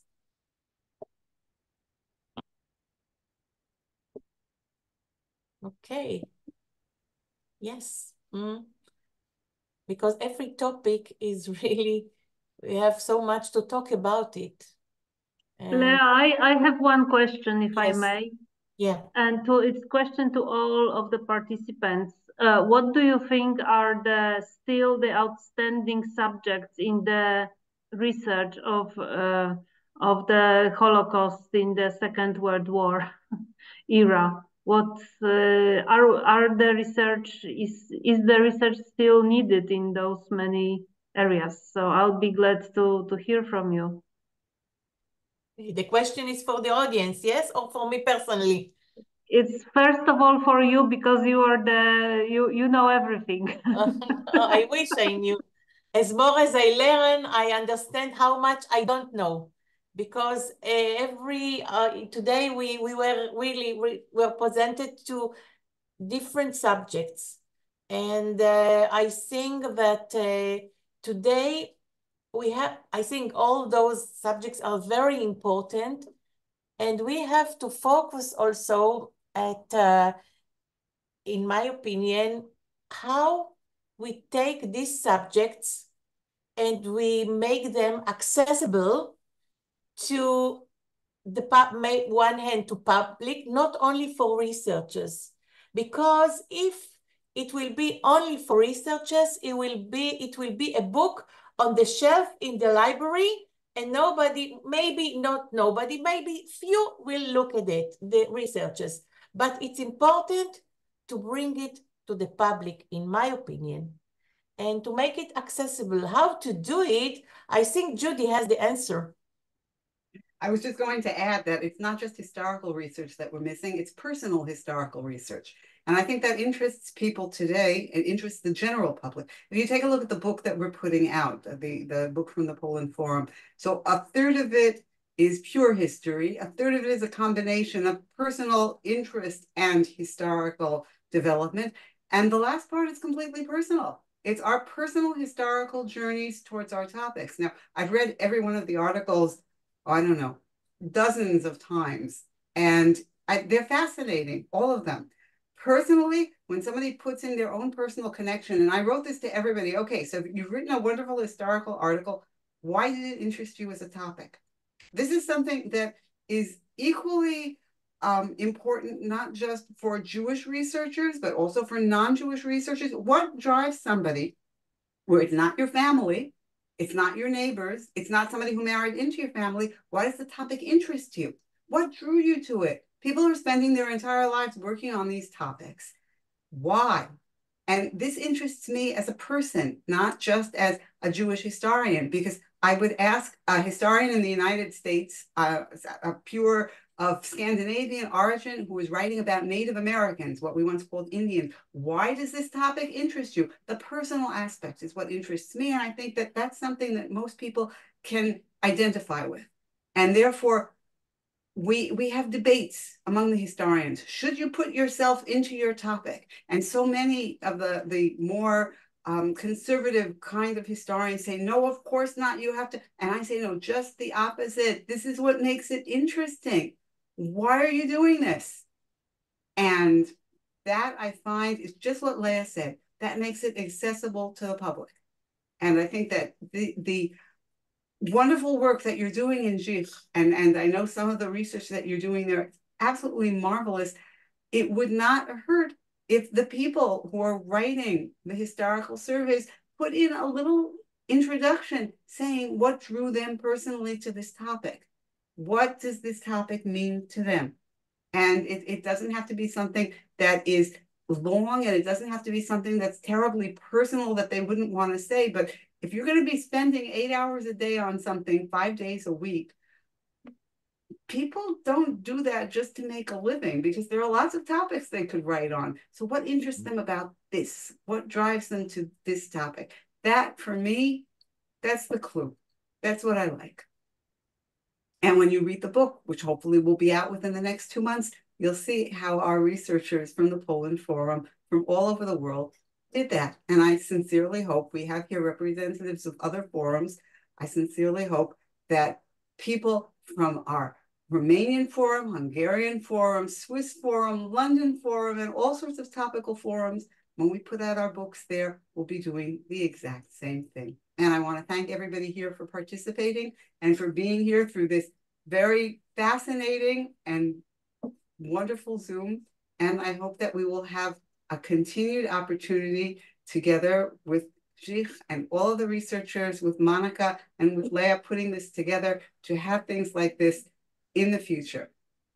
We have lots of topics that have to do with Polish Jewry, and they could be, as one of our participants here has just, Professor Yitzhak Kerem has said, there were Sephardic Jews in Warsaw. Why has that not been written about? Very important.